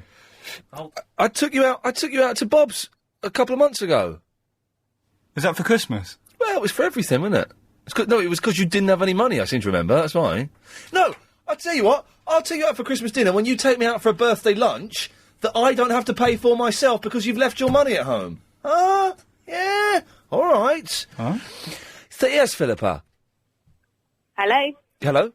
Hi. Oh, yeah, sorry, go on, yes, is that right? So, Yeah, Nick Ferris was on Jade's PA. I mean, is that girl sick or what? Yes. I mean, honestly, I know she's come from a reality programme. I actually I kind of like her for, where she's come and what she is now, but I actually couldn't believe she's that sick. I mean, the girl before had to prompt her on things that were in the press. Yeah. And she was talking about, Tony Blair and how Gordon Brown's going to take over. Yeah. So Nick Ferrari said, let's talk about, Tony Blair. She went, yeah, and that guy, Gordon Ramsay. I mean, is she stupid? Well, the thing is, there's two things to this. Yes, she's as thick as anything you care to like, and she's a millionaire. So, it kind of, it doesn't quite equate, does it, that she's got over £1 million? I've worked with Jade, and, she lives next door, a friend of mine. I mean, my husband actually hates her. Wow, that's aggressive. A passion, and he has a go at me for buying all these magazines. He says, why are you buying these magazines and making these people richer? Because I am fascinated by it. I mean, she's outsold David and Victoria Beckham in the perfume. Yes. Jade Goody from Bermondsey's outsold David and Victoria Beckham. So That's ridiculous. You just said, yeah. It is ridiculous. I can't quite understand the public's fascination with her, because I've met her and she's, she is what she is, and I found her a little bit irritating, but people seem to love her. I think that's what it is. I think it's because she has come from nothing, and, people kind of like her. Can you hear my husband? He hates her. Yes, I can. He really does. Bradley, shut up! Bradley, shut up! It's Philippa's turn now. I know. He wanted, he's obsessed. Hogging the limelight. He's come from nothing, and he's still there. It sounds like. Well, he's actually, apparently, he tells me, Right. are going to be applying for Big Brother. Oh, Yeah. God, no. Why would anyone want to go on that nonsense? Precisely because he says, look how, from such a short period of time you can make money. Yeah, but Bradley isn't going to make money, is he? I'm going to make money. Doing what? Just for being me. Yeah, okay. Philippa, thank you for that. Lots of love to the baby. There we go. I don't know what's going on there. Alex, yes, very quickly. Yes, Ian. Yes. Now, listen about your insurance thing, yeah? Yes. When they ask you for your profession, tell them you work in the media industry. Yes. Don't tell them you're a DJ. I have done all of the, not scams, because that would imply some illegality. I have been as flexible on my job as I can be. Believe you me, I don't think I'm listed as a radio presenter. I think I'm listed as a journalist or something like that. Yeah. And so that's the reduced rate. If I said I'm a TV presenter, it will be over £2,000. Yeah. No, not a journalist. Just put there that you work in the media industry. Alex, I shall certainly have a go. Good lad, thank you for that. 0870 9090 973. Hats, insurance, Hall & Oates, Robin Hood and Torchwood. Sounds like a show to me.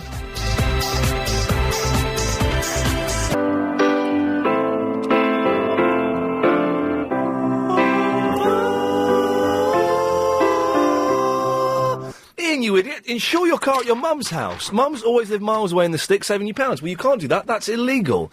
Now, this is an interesting one. Ian, say you're gay and you get cheaper car insurance. Trust me, it works. Right. That's nonsense. That's nonsense, isn't it? Isn't it? And where's your stomach? Seriously, me and Chris have been having a row as you may have heard some of it slightly, about where our stomach is. I was saying I've got indigestion. He says, oh, that's in your chest. I said, well, no, you can have it in your stomach as well. And I pointed to where my stomach was. What do you think that is then, Chris, if that's not my stomach? What is that? It's like your intestine. That's my intestine, is it? Yeah. That round bit there is my intestine. The big fat bit is my intestine, Your belly's lower than that. Your belly's below your belly button. That's my belly! That is my belly! No, it's below your belly button. It's lower than you think. That's your pelvis! No, it's not. What's a pelvis? Oh, I gotta go. They're not the nice ones that are left, Georgia. We had the best ones. Okay, Kofo. How are you? Hey, Kofo. Your pelvis is at the bottom, your stomach's at the top. What, on your head? No, of your belly area. So my belly button, that's my stomach? No, that's not. Your stomach is above your belly button. Oh, your stomach is just below your chest. The stomach's above the belly button. Let's have a look at your stomach, Georgia. Let's have a look.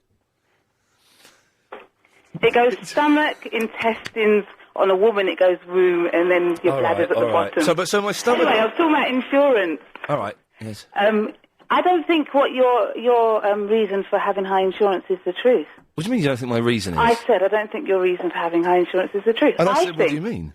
I think that the reason why celebrities and radio personalities, etc., have high insurance is because they're more susceptible to, how can we put this politely, to the ills of this world. You mean drink and drugs? Aye, yeah, exactly. But I don't drink or take drugs. I know you don't, but insurance companies assume that all under 24-year-olds are boy racers, don't they? So they assume that everyone that works in television is a cocaine abusing well, you alcoholic. you have more access to it. Hang on a minute. Whoa, hang on a minute.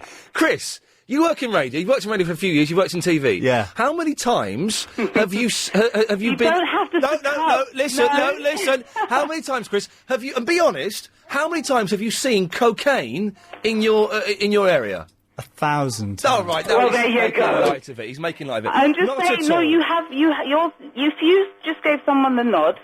What do you mean if I just gave someone the nod? If you gave someone the nod, someone could hook you up with a little something, you know what I'm saying? But no, listen, I don't know what you're saying.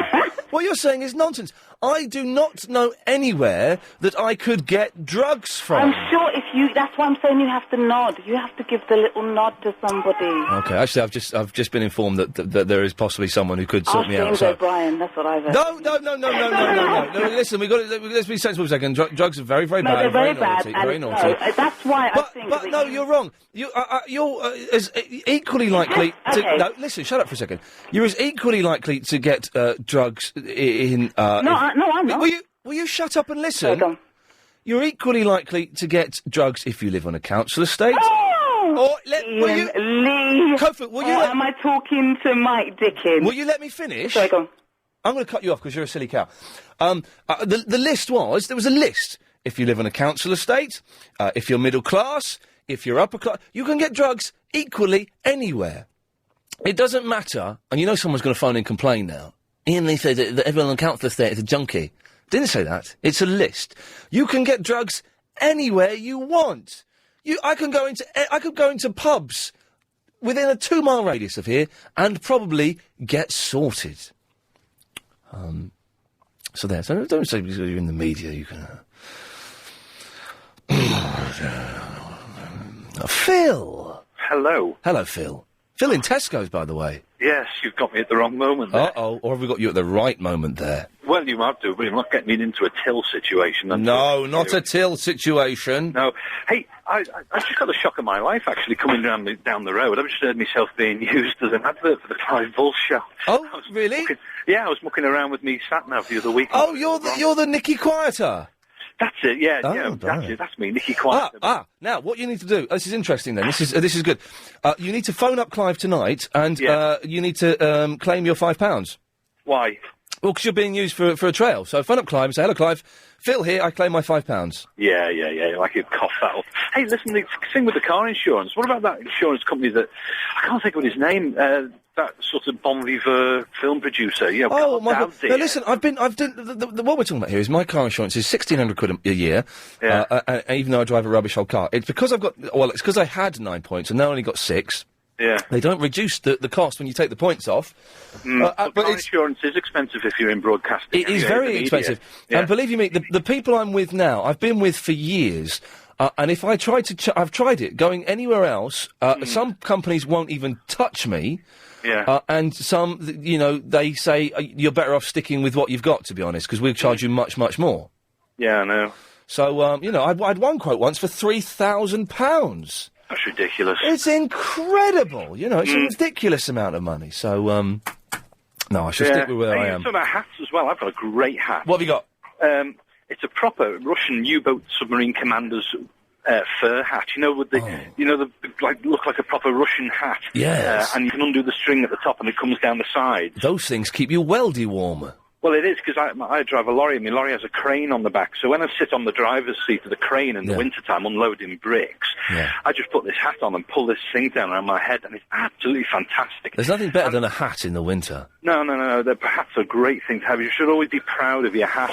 And the good thing is, I actually got this off a ship that came into Liverpool, and there was the Russians on the ships were trying to trade all sorts of stuff for DVDs and things. And I got my load of DVDs, and he gave me a nice hat, and it's a... Well, it sounds like you got a pretty good deal out of it. I'm a genius.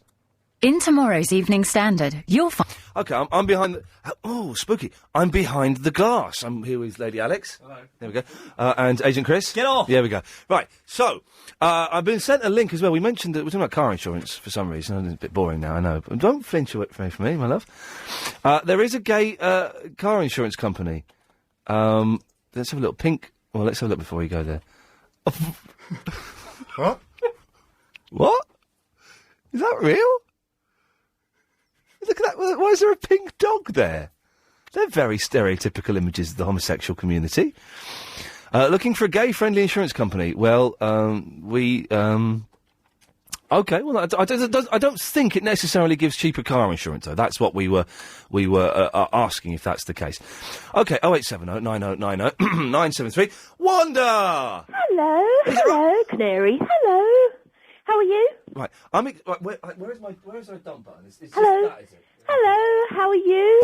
Yeah, all right, Wanda. I'm just excited because I'm behind the glass. Why are you excited? I'm excited because I've got an impersonation. I can do you a nice impersonation. Go on, then. Okay. Don't tell us who it is, though. No, okay. Hello. Hello, I'm a modern woman. Listen to me. Hello. Who's that? It's Jenny Eclair. Oh, he told you, didn't he? No, he didn't. I didn't. Hello, my name's Jenny Eclair. I got it, because it was so good. Do you like it? Yeah, well, I didn't say I liked it. I've been practicing that for hours. Pardon? Look at this. What's happened to this cable? This cable is ruined. I've been practicing that for hours, actually, in front of the mirror. What other LBC presenters can you do? Oh, I can do Nick Ferrari. Go on, then. Hello. Hello, I'm Nick Ferrari. $1 billion. What about that one? Okay, any others? Steve Allen. Oh, it's Steve Allen. Okay, this is a hard one, actually.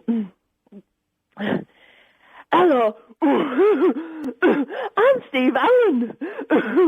What about that one? It was not your strongest. No, I find he's gay, isn't he? I couldn't possibly... I'm not very good at doing gay men. Okay, yes. What happened there? This is all taking a turn for the worse, hasn't it? Booper! Whoa, here she comes. We say? Oh, watch out, boy, she'll chew you up. Oh, here she comes. Hang on a second. Chris, I'm doing the radio. You've got to shut up. Chris, shut up. Yeah, but you have to do it quietly. Can you not do it in the gap between the two doors?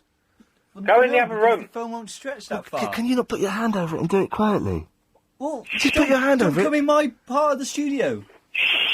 Yes, Booper, I apologise. I'll call you back in a minute. That's all right. Okay, what can I do for you? It sounds like we're working on, do you remember the Thames Telethon? Do you remember Thames Telethon? What? Well, it sounds like... Do you remember the Thames Telethon, Booper? Kind of. It sounds like we're working on the Thames Telethon, where it was, I'm Michael Aspel presenting it. Oh, remember, yeah, Alex? I remember. I'm Michael Aspel presenting it, and, Chris and Alex are, taking the pledges. Bless. Anyway, Booper, yeah. I think I know what's happened to Habiba. Oh, yeah, this is Habiba, who used to call in a lot and hasn't called in for ages, although rumours are she called up Marcus Churchill t'other day. I think she accidentally locked herself in one of her coffins. It's possible. Listen, Booper, I think you should just get over it. I'm trying. Maybe she's found another it helps man. when I come on and talk about it. It really does listen, help. It doesn't. It doesn't help us. It makes us sad. So I'm going to have to ban you from calling in. From calling in to talk about Habiba. That's horrible. Okay, insurance. Yep. My insurance on my motor, $2,500. Hell's teeth, Booper. Tell me about it. It's ridiculous. Why is that? It's because it's the car that I wanted, and they wouldn't give it to me. Was it like a Bentley or something? Well, no, but it's at the high end of the bracket, as it were. Wow. So it's not your job, because mine is expensive because of my job. Well, no, and my job. Hang on a second. Turn your radio down, I'll pop you through to Ian, Yeah, alright? Chris, mate, seriously. Chris, man, have a word. This is my bit. But just, but you're deliberately, and I know you're doing this, you're deliberately talking loud. Chris, can you go in the other room, please? He's not got headphones on, so he's pretending he can't hear you, but I know he can hear you through the bleeding of these headphones. Booper's saying go in the other room. Go and do it in there. No. Idiot. Is that it, Booper? No, there's more. Oh, well, jeez. And my job, there's a combination of the two, brought it up to two. A bit boring there. Bradley! About time. Are you having a fag? I just lit one, actually, because I didn't know how long I was waiting for, you know what I mean? If you I want... could have had a packet by the time I'm speaking to you. If you want, we can play some music while you have a smoke. No, it's all right. You I'm sure? on the air now. All I'm on right. the air. Are you Okay. ready for me? I'm ready for you, Bradley. Bring it on. I've got two things for you. Will you shut up? Who, me? You shut up. I'm talking to Bradders. That's right. Tell him. Get him. Go and get... I'll have a chamomile. Priorities right. For myself. Shut up, Bradley. Get Tell him to get his priorities but I right. haven't got any chamomile tea bags, so try and find some, or get some of that Red Bush stuff that Clive has, because that's really nice, actually. What? Idiot. Yes, Bradders. Right, I've got two things for you. Yes! Firstly, Yes. your car insurance. Yes, sir. Right, the reason it's so expensive is because you're a bad driver. Well, you Very simple. What? You're a bad driver. What are you I've talking seen you drive. I've been behind you a couple of times. What do you mean you've been behind me a couple of times? You're one of these people that want to pull out on the road. Right. Instead of waiting for cars to come, you'll go halfway across the road, irrelevant that there's traffic, What? and everybody else on the other side now can't go forward. What on earth are And you- you cause a gridlock. What are you talking about? Cooper's got a point. Dangerous driving. Right. It's Bradley. Yes. No. We're addressing that point. I'm not a dangerous driver at all. Sometimes... I didn't say dangerous, I said you're a bad driver. Okay, I'm not a bad driver, I'm an excellent driver. Sometimes, when you pull out of roads that are very busy, guess what you have to do, Bradley? You have to nudge out, because people will not stop for you. Well, that's why when you nudge people, So that's you where have you to, get Bradley... premiums on your insurance. How... Because you're nudging people. What does that mean? I've never nudged anyone. You have to... Well, you just said that, No, though, I didn't didn't. you? I didn't say that, Bradley. Are you listening to me? I am. Are you listening? I am. I didn't say I nudge people. What did I say? If you're listening, what did I say? You're nudging out. There we go. Good lad. Well done. So what are you nudging exactly when you're coming out? Right. Are you really this stupid, or are you just pretending? He's gone. God, hell's teeth. What was that about? I'm getting all... I don't like being behind the glass, Alex. It's a bit... Oh, I will go back in a minute. We'll do this bit first. It's Dr. Sarah. Hello, Ian. Hello, Dr. Sarah. I never came and played poker or backgammon with you. Oh, and you didn't enjoy the Bond film, is that right? I've not seen the Bond film. You've seen it. You see, the thing is, if you understand poker, it makes it even more exciting. Oh, because it's all in the Casino Royale. Yeah, but Daniel Craig's superb, actually. I've heard good things. I'm probably going to... Well, I was going to go and see it, but I haven't really got time, so I might wait till it's on Sky Movies. Anyway, listen, I wasn't going to say anything about cars, Yes. but if you bought a G-Wiz, like I keep telling you to, Yes. it's very, very, very low insurance bracket. Oh, really? Yeah, less than a clapped-out Persian. I can't afford a new car, though. I'm getting some really expensive new shelves built and fitted. It's really expensive. I mean, they're under £7,000, Yeah. and you don't have to pay the congestion charge. Yeah. Oh, it's tempting. But I need a car with a big boot. Why? I need to get a wheelchair in there. Oh, of course, your mum. Yes. So, yeah, that kind of excludes kind of things like that. I actually rang up to give you an anatomy lesson. Oh, okay. Well, Doctor, can you wait there and we'll come back to you in a second? Let's go. Yep. Okay, thanks. Let's do the ads early, Alex. It'll be crazy. If you've just missed that bit of it... So we've got 30 seconds. Give us an anatomy lesson, please. Hang on a minute. Didn't you study human biology at university? Yes, I did. So I know, obviously... Oh, I forgot about that. I know where the stomach is, but Chris doesn't. Okay. I mean, it's confusing because as well as thinking kind of consecutively esophagus, stomach, intestine, large intestine. That's, of course, yeah, well done. You have to think in 3D as well. Yeah, yeah. Largely, your stomach is lying under your diaphragm, Yeah. half of your tummy. So, and where Chris was touching was his pelvis, wasn't it? Well, I didn't know. I couldn't see. Trust me, it was. I study human biology. Thank you very much, Dr. Sarah. Here comes the news. Boundaries of broadcasting here in an attempt to recreate Thames Telethon. Don't want you to phone in and pledge anything. Blah, blah, blah, blah. But I'm doing the show not in the studio. Oh, no. I'm behind the glass where the team are working. It means we get to spend a little bit more time with Lady Alex. No, I don't want any pledges. Don't want any pledges. Don't take any money from anyone. It's illegal. Get to see Lady Alex and Agent Chris. Shortly, okay? So let's have it's Chris working there. Chris. LBC, can I help? I'm about to do a chitty-chatty bit with you. I got someone on the line. Okay, let's go to her. Yeah, what do you want to say to him? Alex, so you've been working here at LBC for how many years? What's your name? And are you enjoying it? Right, Graham, you've got your number. You hate it? I'll be back in a minute, all right? Especially working this show. Well, all right, nice. All right, shut up. I'm talking to Chris. I'm talking to Chris now. Shut up, Chris. So, how long have you been working here? Same amount of time as you have. Yeah, I know, but they don't. You know, they don't know that. This is an interview. Yeah. 2.5 years. And what is it you like so much about working with me? Because it must be really good fun. Well, I didn't have a choice. There's a little bit behind the scenes there of what happens in the show. Let's take some calls, shall we? Because that's what this is all about. It's all about you, London. Lee! Hello, Ian. How are you? Hello, Lee. Hello, mate. How you doing? Hello, it's Graham. I've got, I'm getting a mouth ulcer on the back of my tongue, and it really hurts. Yeah, salt water, mate. That'll sort you right out. Yeah, it will.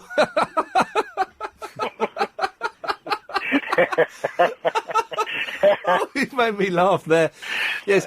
What can I do for you, Lee? Right. I work for a company, a disabled bus company. I'm not going to mention their name. Okay, yeah. Had a discussion with a mature lady, let's say, on my bus. Yeah. An argument of where the original Bow Bells are. Where the Bow Bells are? Where the original Bow Bells are, yeah. Okay. Because she indicated that I wasn't a true Cockney. Right. So were you the fellow that phoned in? I tried to phone in Clive yesterday. No, I didn't phone. Oh, no, Me with the poached eggs, Ian. The poached eggs? Yeah, you're the god with the poached eggs. Oh, I thought you had to poached eggs. I'm doing poached eggs every day now. I've got a problem, mate. Oh, really? My toaster's up the duff. Oh, no, you're joking. And my climbing's gone all up the start, mate. The kids hate me, my wife's going to divorce me. But have you not got a grill on the oven? Yeah, but it's that timing, Ian. It's timing, mate. Yeah, you're right. You know? You're right. It's that timing when the toast goes down, bung the heads in, bosh. What are you doing with my tea? Well, if you spill that, we're going to be in big trouble. When have I ever spilt a cup of tea in front of you? Well, there's always a first time. Well, but it's all right to spill it over this keyboard, but not over that. Yeah. Idiot. Slapping. Right, so, are the Bow Bells in Bow? Well, that was my argument. I said the Bow Bells must be in Bow because they're called the Bow Bells. Right. But this person said they are in Wapping. Oh. So I'm appealing to all them lovely back cab drivers you've got out there to ring up and give me the answer. Oh, hey, here's something. Last night, talking about black cab drivers, most of which are lovely. Last night, I'm driving home, and because I gave Lady Alex and Helen behind the glass a lift to the tube station, I drove back all the way through town last night, so I went up Oxford Street and everything. It was a nightmare. No, I didn't bother with the shortcut. I thought I'd use my own initiative. So, anyway, driving up through Kentish Town about 10 to 8, and this small car with a family in it, a woman driving it, pulls up behind a cab, a black cab, right? She's got her full beam on. So what you normally do is you normally tolerate the full beam, or you might wave, or you put your hazards on, or what I do sometimes, I put my fog lights on or something, just to let them know. This fella got out, turn your effing lights on, oi! Turn them on!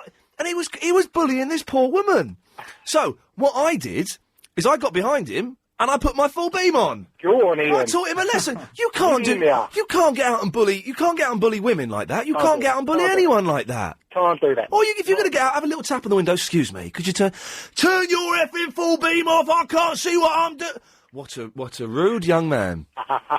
Anyway, right, sorry, Lee, I'm waffling on. Basically, you want to know where the Bow Bells are? Please, mate. Keep listening. 0870 9090 973. It's 5:38. It's time for the daily 5:38 Daily Correspondent Update. Brought to you every day. Daily. Go, Dave! Salutations, Ladino. It's Dave, Ian's longest Uber veteran correspondent and a lover of Anne Arabian. Yep. And did you know that the world's longest tree sit was 728 days old?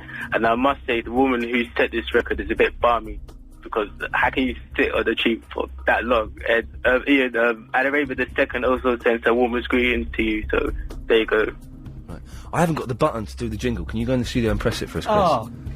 Stay there, Dave. Dave, just make up something about long stuff. Go on, quickly.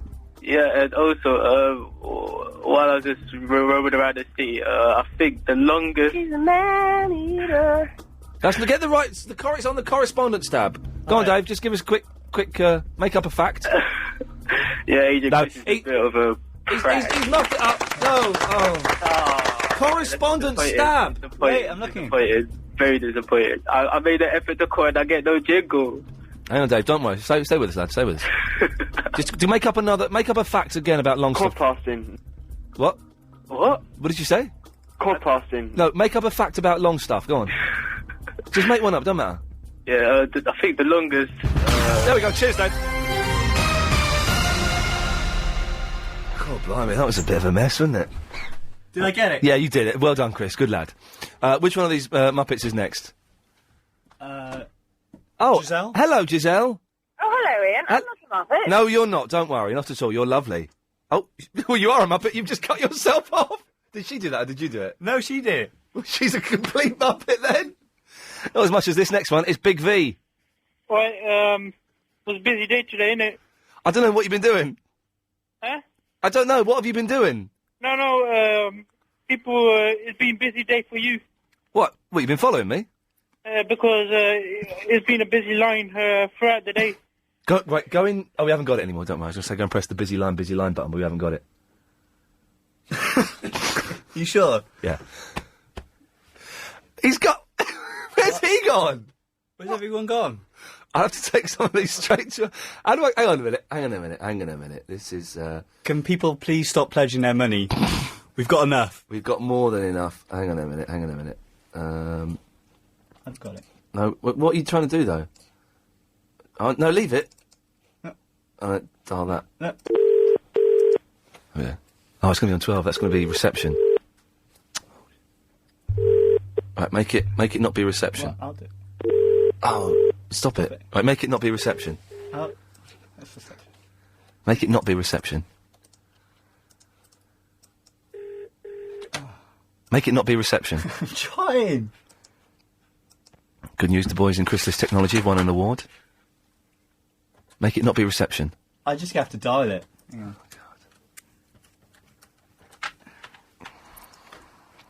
Hello, Lady Alex. It's an email from Alicia. Oh, that's nice. Yeah. Is that all she says? That's all she says. Oh. Hi, Big V. I'm going to pop you back through to Ian, all right?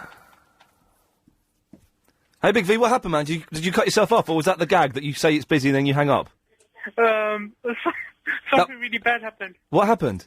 Oh, I can't tell you. Well, go on, tell us. I'll tell you later. Is it really bad? Yeah. Is everyone all right? Yeah. Something fell down. Your trousers? No. What fell down? Big V, what fell down? Huh? Big V, what fell down? A cupboard.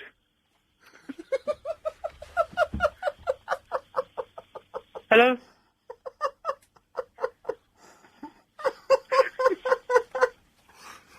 But everyone's all right, are they?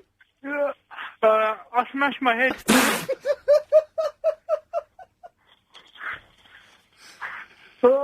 I'm a bit bleeding on my head, though. Yeah, I'm all right. What cupboard was it? I think I'll call you back later. I need to put some bandages. All right, don't bother. Well, here we go.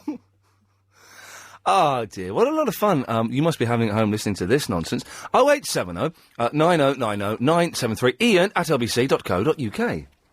If the thought of getting ready for Christmas... Because I'm behind the glass with the team. Ah! And a few minutes ago, we spoke to Giselle, who said she wasn't a Muppet, then she cut herself off. Giselle... I didn't cut myself off. You cut me off. We didn't cut you off. Well, maybe we went through an area where there was no signal. So you're a Muppet. Hang on a second, I've got to do this. Do you miss the days of Motown, Giselle? Yes. Well, luckily, London's LBC 97.3 can help you and everyone else. It's not exclusive. Dancing in the Streets is the smash hit on stage at the Playhouse Theatre, recreating the energy, style and music of the greatest stars of Motown. Now, Chris, when I say these names, you've got to sing their song, OK? Including Diana Ross. Stop. No, not... In the name of love. Not you, Giselle. Chris has got to do it. Oh. It's contractually got to be a member of the LBC team. Diana Ross. Stop. In the name of love. Stevie Wonder. I just called. It's not you, Giselle. It's contractually got. I love you. I just called to say. Oh, all right. The Temptations. I can't remember. And the Four Tops, who did that song. You can book to see it now. It does sound actually very, very good. You can book to see it now with London's LBC 97.3. For tickets, and the singing will be much better than Giselle and Chris could muster, call the LBC ticket line on 0870 3800 973. 0870 3800 973. Or you can log on to lbc.co.uk. See Dancing in the Streets at the Playhouse Theatre with LBC 97.3, and you'll be dancing in the aisles. Giselle, I wouldn't mind. Do we get free tickets to those things? Do you want? I wouldn't mind free tickets to that. I'd have some of that. Is this the real people coming to sing, or is it a show about... It's a show about... It's recreating the energy. I see. So it was one of the David Guest evening specials, because he always brings all the town stars, doesn't he? No, but it's still going to be excellent.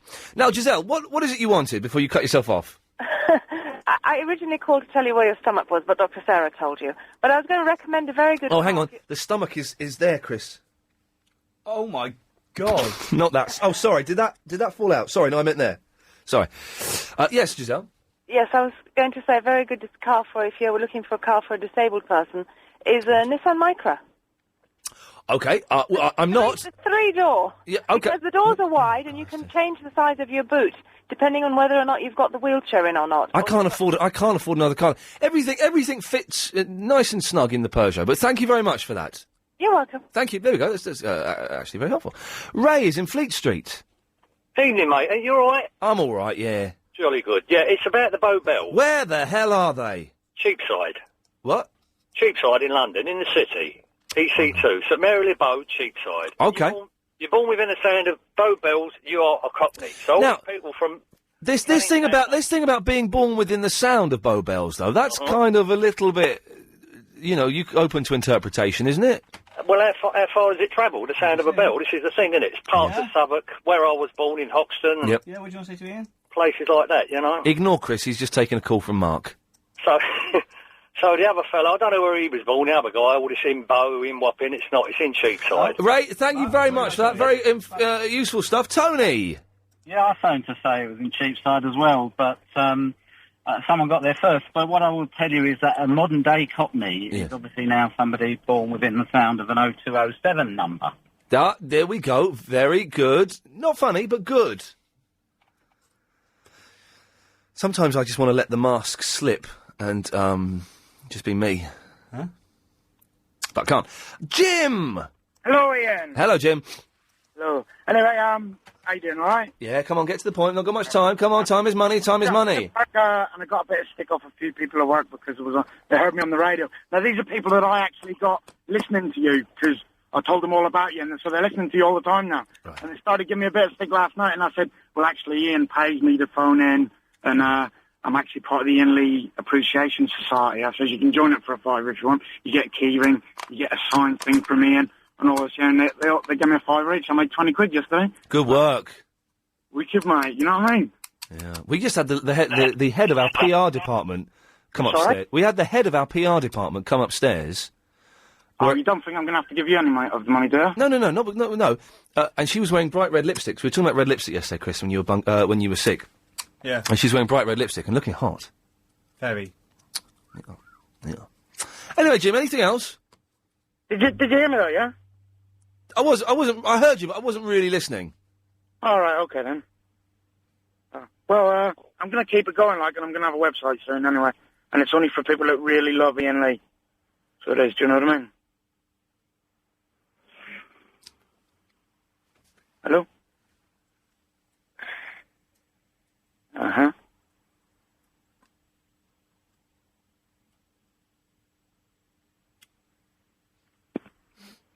The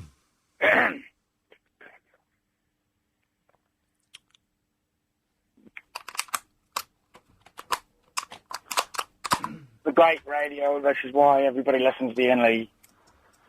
You do think like Chris? Oh, I've got to just spilt that all down my leg. Oh, no. You know you said you've never seen me spilt tea. Have you spilt it on me? Don't worry, it's fine. It's on me. I'll go and get some. Then what's the best army game on the Xbox 360? Don't worry about me. I'll be fine. But you got to okay, but you got to rub it there. It's higher than that. It's higher. Ian, what's the best army game on the Xbox 360? It's not there. That's sexy harassment. I can do you for that. Isn't that funny? I was saying you've never seen me spilt tea, and I just spilt it. Yeah, weird. Okay, thanks for that, Jim. What's the best game on the... Incy, Wincy. It's Michael. Hello. Hello, Michael. Not got much time. What can I do for you? Okay, right. First thing, I've just got Gears of War on the Xbox 360. I haven't played it yet. Oh, it's good. The online version is better, so get online as soon as you can. I will do that on your recommendation. Good lad. That's all right. Okay, I need to come to you about pronunciation of words. Right. You berated some poor girl earlier because she had a go at you about the way you pronounce February. She can't. She was surprised that I pronounced February correctly. Yes. Yeah. Okay, well, it's not necessarily correctly, is it? No, Michael. No. It is correct. Okay, let's lock horns intellectually, shall we? Tell me. I suspect my horn is going to be slightly bigger than yours intellectually, but let's have a go. Okay, right. Okay, so if basically on the basis of. Come on, you can't even spit out the sentence, Michael. Come on, we haven't got much time. Spell a word. How you pronounce it? No. That's not. No, not at all. No. That wasn't my argument. My argument is you pronounce. What you said. No, it wasn't. My argument was she spelt February wrong. She missed out the first R. She didn't know it was there. Indeed she did, Ian. I'll give you that. But the reason that why I was prompted to phone is because you said that you said it's the way you spell it, vehicle. Was something else? You pronounce vehicle. That's how you pronounce it. Okay. If you're American, yes. No. If you speak correctly, Michael. If you speak correctly, listen. Just because you don't speak right, don't get angry with me. I know you're frustrated. Of course you're frustrated. Thick people generally are frustrated. But you pronounce the word vehicle. Okay, Chris, can you go and do the music? Hang on a second. Go and do music for Lagoonies quickly. Go on, Michael. Okay, physical. Physical. Okay, yeah, so physical. So why do you not pronounce the word physical by sickle? Because you're too stupid to have this conversation, Michael. Because what my argument was, you don't pronounce things the way they're spelled. You pronounce them the way they're pronounced. Exactly physical. What do you mean? What? So your argument is that we pronounce physical incorrectly? No, my argument is... No, Michael, call back when you know what you're talking about, you idiot. Is he the stupidest person we've had on? Anyway, cheers, Chris. If you missed the show today, it sounded like this. Hall looks like Dennis Leary with a quiff, and Oates looked like the surplus member of the Chuckle Brothers, or a gay member of Frankie Goes to Hollywood. You said sod him, didn't you? Whoa, here she comes. Watch out now, she'll chew you up. Whoa, here she comes. Good. She's a man-eater. I can't go for that. All right, go on then. I can't go for that. Because your kiss is on my list of the best things in life. And when you feel I can't go on, you come and hold me. It's you and me forever. If you want to watch porn, that's wrong colour for you. Yeah, steady on. I was just doing do you like my dancing? It was kind of a good little dance for a sitting down dance. Why'd you keep swaying like that? Because I'm dancing. Line 2, you're on the wireless. Hello. It's Mary. Yes. Now, I want to forgive you for calling me an out-and-out thief yesterday. Right. Oh, because you were stealing from charity shops, yes? Yes. Only because I'm on the fellowship and I'm on the programme. Well, excellent. Keep work. And I'm doing 5 years. Just for today, keep working the programme. I don't know. Okay, Triple M after the news. Glass. Alex is with me. Hello, Alex. Chris is here. Yeah. Nothing for you to do now. You've not even got any headphones on, so you can't even listen to the fun we're about to have. Well, maybe I'll go and sit outside and listen to... All right, then. Go and sit and listen to the radio out there. Oh, I was joking. Yeah, I think it's a good idea. See you later. You sure you don't want to stay? No. There it is. Yeah. Brilliant. He's gone. Let's have some fun. Calls go straight to air. 7-second delay. Don't swear. Don't be libelous. There is a dump button, which is a different dump button, but I can still see it. So I can cut you off. Let's go. Line 10, you're on the wireless. Hello? Yeah, you're on the air. Yeah, it just grazed my head. Oh, that's a shame. Yeah, My assassination plan didn't work. if I got almost blind and you don't really care. Well, you just said it grazed your head, and now you're saying that you're almost blind. No, I said I almost got blind. But you didn't, though. Okay. So, no, I don't care. All right, then, bye. Ian, Yes. how are you, Ian? Who? Oh, is it Graham? Is it? Always good to speak to you. Ian, got to pull you up on something, Ian. Okay. Yeah, I sit back every day, you know, and enjoy the charades that is your show, Ian, you know? Is that my outtime there, by the way? Yeah, go on, Graham, get to the point before I cut you off. I sit here and I listen to it, Ian, and there's something missing in your life, Ian. You know, you can play all the Splinter Cell if you want to, you know? But you're missing one vital piece of life, Ian, you know? The Lord Jesus Christ, Ian. All right, Graham, I'm going to say goodbye to you now. No, don't you dare leave. There we go. Line 6, you're on the wireless. Hello, Ian. Clive here again. Hello, Clive. Hello there, Ian. Ian, I did a Google search on eggs yesterday. Eggs? And basically it came up saying that eggs are meat. Well, it's wrong. Okay. Do you want to have a look? No, I don't. I don't. But you don't. But listen, here's one word of advice for you, Clive. Yeah. Don't believe everything you read. Always question, even if it's on the internet. Okay. Sounds good to me, Ian. Okay, good. Well, we've taught him something. Line 8, you're on the wireless. Hello. Hello, you're on the air. Chris. Ian. Ian. You're on the air. Ian, hello, Chris is- mate. Sorry about it. Chris is sitting outside. You all right? Yeah, I'm fine. Chris is sitting outside. He's not even listening. I don't. You sound different on the phone, mate. Sorry.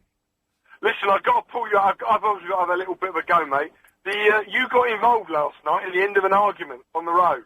I was the cab driver that got out with that lady. You didn't see what she did halfway down the road. What did she do halfway down the road? Well, let me tell you. Well, hang on a minute. Prove it's you. Where was it? It was on Tufnell Park Road going up towards Highgate Hill. All right, fair play. All right, go on then. Well, that's. And also, oh, by the way, I didn't appreciate the little hand gesture, my friend. I got to tell you, that was a little bit out of... Well, but I thought... What I saw was you bullying a woman, man. Fair play. You bullied a woman. Fair enough. Let me explain to you what actually happened. Coming up from King's Cross Station, right? Right. Did you see the four-wheel drive pickup truck that went off in front? Yes, I did see that, yes. Right, he was in front of me, right? Right. We're driving along quite happily. Yes. This lady pulls out and just slams on her brake. Right. She just hit the brake. Right. We've all stopped, and we're sitting there. And she's reading a map. She's lost. Right. So I thought, I don't know what to do. I've gone round. Right. I've gone round, right? Right. And I just anyway. She then pulled off and she started flashing. Right. I'm like, well, this is before you came along. Right. And the husband's giving it all the verbal out the window. We're back going round. I thought, I don't need this. I had the customer in the back. I thought, hello, we'll just carry on going. Yeah. So I said, look, do me a favour, turn your lights off. Yeah. And she kept flashing, and then she just left her main beams on. Got to the set of those lights, which then you arrived. I didn't realise it was you. I wish it had been you. I wish I had known it was you. I'd have said hello. Anyway. Oh, well, I wish I hadn't done the hand gesture now. I'm a little bit embarrassed. No, don't worry about that, mate. You saw the end of it. But what happened was, Yeah. Maybe I lost it a little bit, but she would not turn her. But what I did see, okay, I take on board everything you said. But what I said though was a big bloke getting out of a cab. What are you doing back in here? It's lonely out All right, I saw a big bloke getting out of a cab. And I was intimidated, and you weren't even doing it to me, and you were shouting at a woman. You should have been the big man. Yeah, no, maybe. And just said, right, this woman's an idiot. Let's forget it. Point taken, Ian. And I shouldn't have done what I did. No, listen, I don't mind the hand gesture, mate. I've been called worse than that. Okay, well, you're a good lad. Listen, thanks for calling in, man. It's nice to talk to you, and just chill out on the road, Mark. Take it easy, mate. Good lad. Bye bye. Well, there you go. Isn't that weird? That's the fella, the cabbie that I flashed last night after he had a go at a woman. Oh, well, at least he... Did you apologise? Well, yeah. Well, I don't know what am I telling you for. Line 1, you're on wireless. Now, come on and sing with me. Hey, little hen, when, will you lay me an egg for my keys? I did apologise, yes. And I feel embarrassed now, because it was him, and I did a hand gesture to him. Which one? That one. I think it was that one. I don't do that one anymore. I think it was that. That's my favourite. It's a good one, isn't it? I mean, it's an Americanism, which makes it vulgar, but it was good. But, I'd had a tough journey, he'd had a tough journey. It just goes to show he didn't know the whole story. Didn't know. It's like the advert, isn't it, they used to have for the newspaper, where it's a skinhead stealing a man's bag. It looks like, you see it from a different angle, he's saving his life from something. It's not quite like that, actually. Line 5, you're on the wireless. Yes, yeah. Yes, Mario. Yeah, listen, yeah, that cabbie should have slapped that in its head. You know what I mean? That she's putting her high beams on him like that. Right. I know people like that, and they're out of order. Not saying that cabs don't do dodgy U-turns in the road, but hear what now, yeah? He held it down good, because if that was me, I would have lost it. Okay, well, he did lose it. I saw him lose it, and he sounds like a very nice chap, and I'm glad we got to speak. No, he does sound like But what I saw, Mario, was a big bloke getting out of a cab and shouting at a little woman, and that isn't right. That isn't right on any level. Right, Ian, but then little people always tend to do that. Like, she had her boyfriend in the car giving it all of that to him, you know what I mean? He was there enlarging it. Well, they had kids in the car as well. Well, they should have known better if they had kids. They should have conducted themselves much better than that. First of all, they didn't have a map. They never knew where they was going. But hang on, have you never driven along, Mario, and been lost and just stopped or driven slowly and tried to get your bearings? That's why Mr. Tom Tom 910 does his job. Yeah, but Mr. Tom Tom isn't always on hand to do that. Well, this 2006, fix up, man. Get a Tom Tom. Okay, well, that's the thing that we've learnt from that story. Mario, thank you for that. More of a call straight to air after this. This is an announcement from the... Because it's so simple. I don't know what you don't understand about it. Because it's so simple. Just chill out, though. You just got to touch it once. What's going on? Just touch it. I'm not touching it. You just got to touch it once and pop it through. But then when do I put it on? What do I put it on top of? On top of the one that's already in there. But I've got to move my bar up. Yeah, but you got to move the bar back. How can I keep the bottom clear? You can't, because you've already popped one in. I don't get it. It's so simple. I don't get it, but if that's how you do a conference call, then we'll try it again later. Okay, 0870 9090 973. Call's going straight to airline 1. You're on the wireless. Yes, bro. Hey, Rab. How's it going? It's going all right. Yeah, good. How's things with you and the missus? Yeah, we had a bit of a row. Oh, I'm sorry, mate. It happens, though, doesn't it? I don't want to talk about it. Oh, well, what happened? She's an idiot. Oh, man. The girls are, generally. She wants to do stuff I'm not happy with. Well, you don't do anything you don't want to do. You're a human being. That's why I said to her, I'm my own man, and she ain't going to tie me down. Is that what she wanted to do? And part of it. You don't want to know the next bit. Anyway. I wanted to talk to you. You said something a bit earlier, which I think was really true, bruv. Oh, yeah, go on. Lots of stuff. You said you can't believe what you read and what you see on the internet. Do not believe it. Do not believe it. It's not true, bro. I saw this video, yeah? Yeah. And I found out that it weren't real. I mean, I thought, when I saw it, my mate was like, yeah, look, check this out. It's like he had it on his phone. I was like, no, there's no way that can be real. And it turns out you cannot get that many up there. In space. He's talking about the video on YouTube of, there's a video on YouTube of about 50 astronauts in that, what's that Russian, well, not the Russian, the space station, Mir. Yeah, you can't get 50 astronauts in Mir. It's just impossible. 4, I think. Yeah, but it's on YouTube. Type it in, have a look. Let's have this one. Line 10, you're on the wireless. Yes, Ian, you cut me off. What were you doing earlier? Well, Ricky, we were trying to work out how to do a conference call, and I think I know it now. Okay. Shall I try it now? Okay, go on. All right, so, I touch a name first. Yes. Okay, so let's touch this one, then that, then that. No. Oh, the conference isn't on. Conference isn't on. It right. is. No, it wasn't then. Okay. So I touched that, then that. Nope, then that. Then that. Yeah, then that. Then that. No, you muffed it up. Right, hang on. No, hang on. I'm going to cut him off. What? Ian? Yeah, who's there? It's me. Right, Ricky and who else? John. Hello, okay, away you go. Sing, sing, because it's Thursday now. We all like to sing every Thursday. We want to sing a very jolly tune, 'cause it's Music Thursday we sing today. I've done it. Who else is there?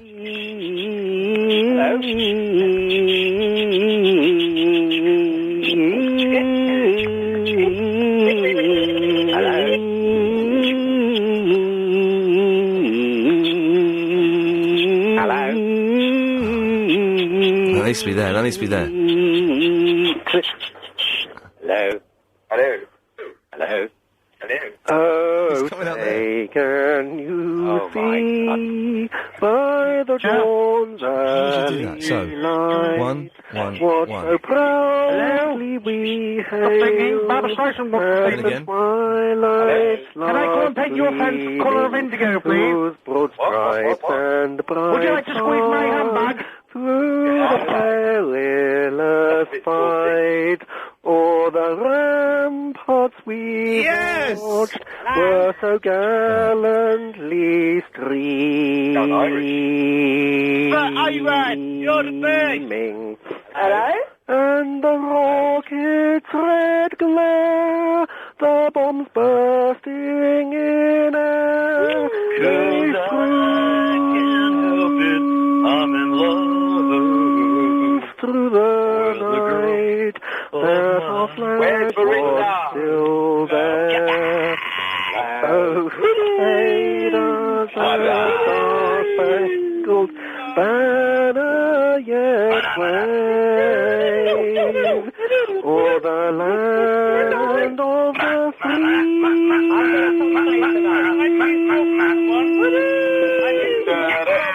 the home of the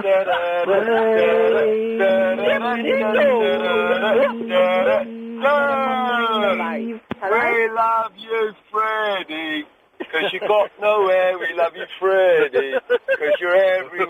Right, got rid of them. Oh, that worked. Yeah. So I can do the conference calls now. Just about. Genius. That was hard work, but we got there. Line 8, you're on the wireless. Hello, this is Barbara Streisand here. Can I come and paint your fence in indigo colour? I'd rather you didn't, to be honest, Barbara. Thanks.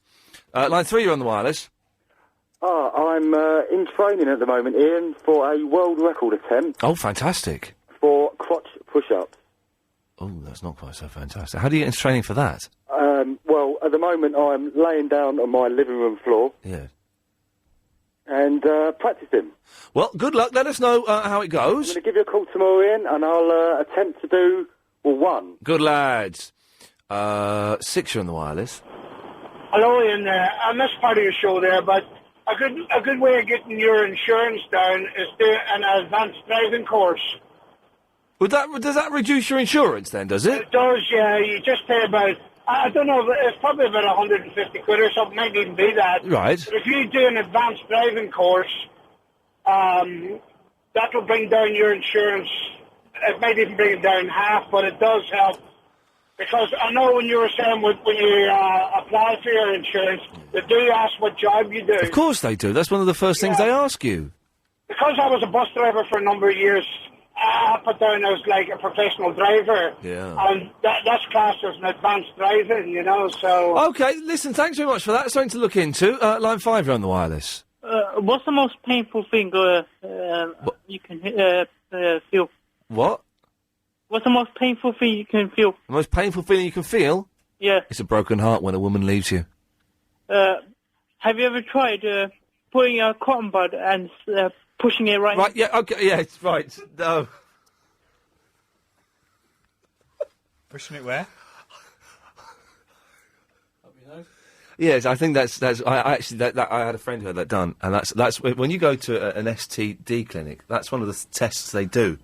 Right. And it's the most, apparently, I don't know, it's one of the most excruciating things you can... line 10. Ooh, somebody stop me. Shamon. Is he doing The Mask and Bo Selector? I thought it was Michael Jackson. Oh. 3, you're on the wireless. I once knew a man called Michael Finnegan. He wore whiskers upon his chinnigan. The wind come along and blew the minigan. Poor old Michael Finnegan, begin again. What's an old... Yes. Line 10, you're on the wireless. Yeah, hi, Ian. Just a quickie. Are Barry from the Watford and Graham the same people? Bowie?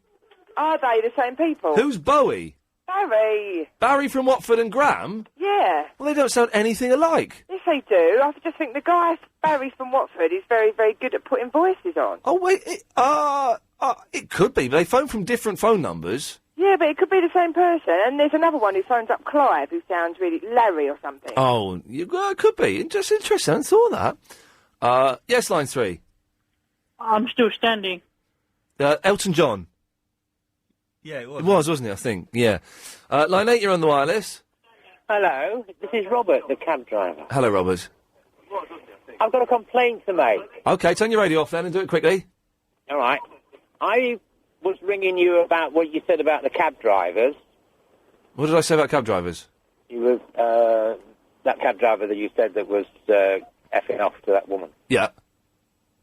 I've been trying to ring you since Heathrow. Right.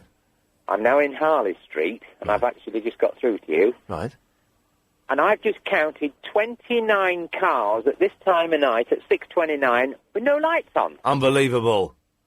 6:29, and there's no bloody lights on any of the cars. Wow. And you're talking about bad driving. Yeah, yeah. Well, that's something to look forward to. What? Look out, London. There are 29 cars out there without their headlights on at 6:28. This show is completely. If Iain Lee in any way approaches being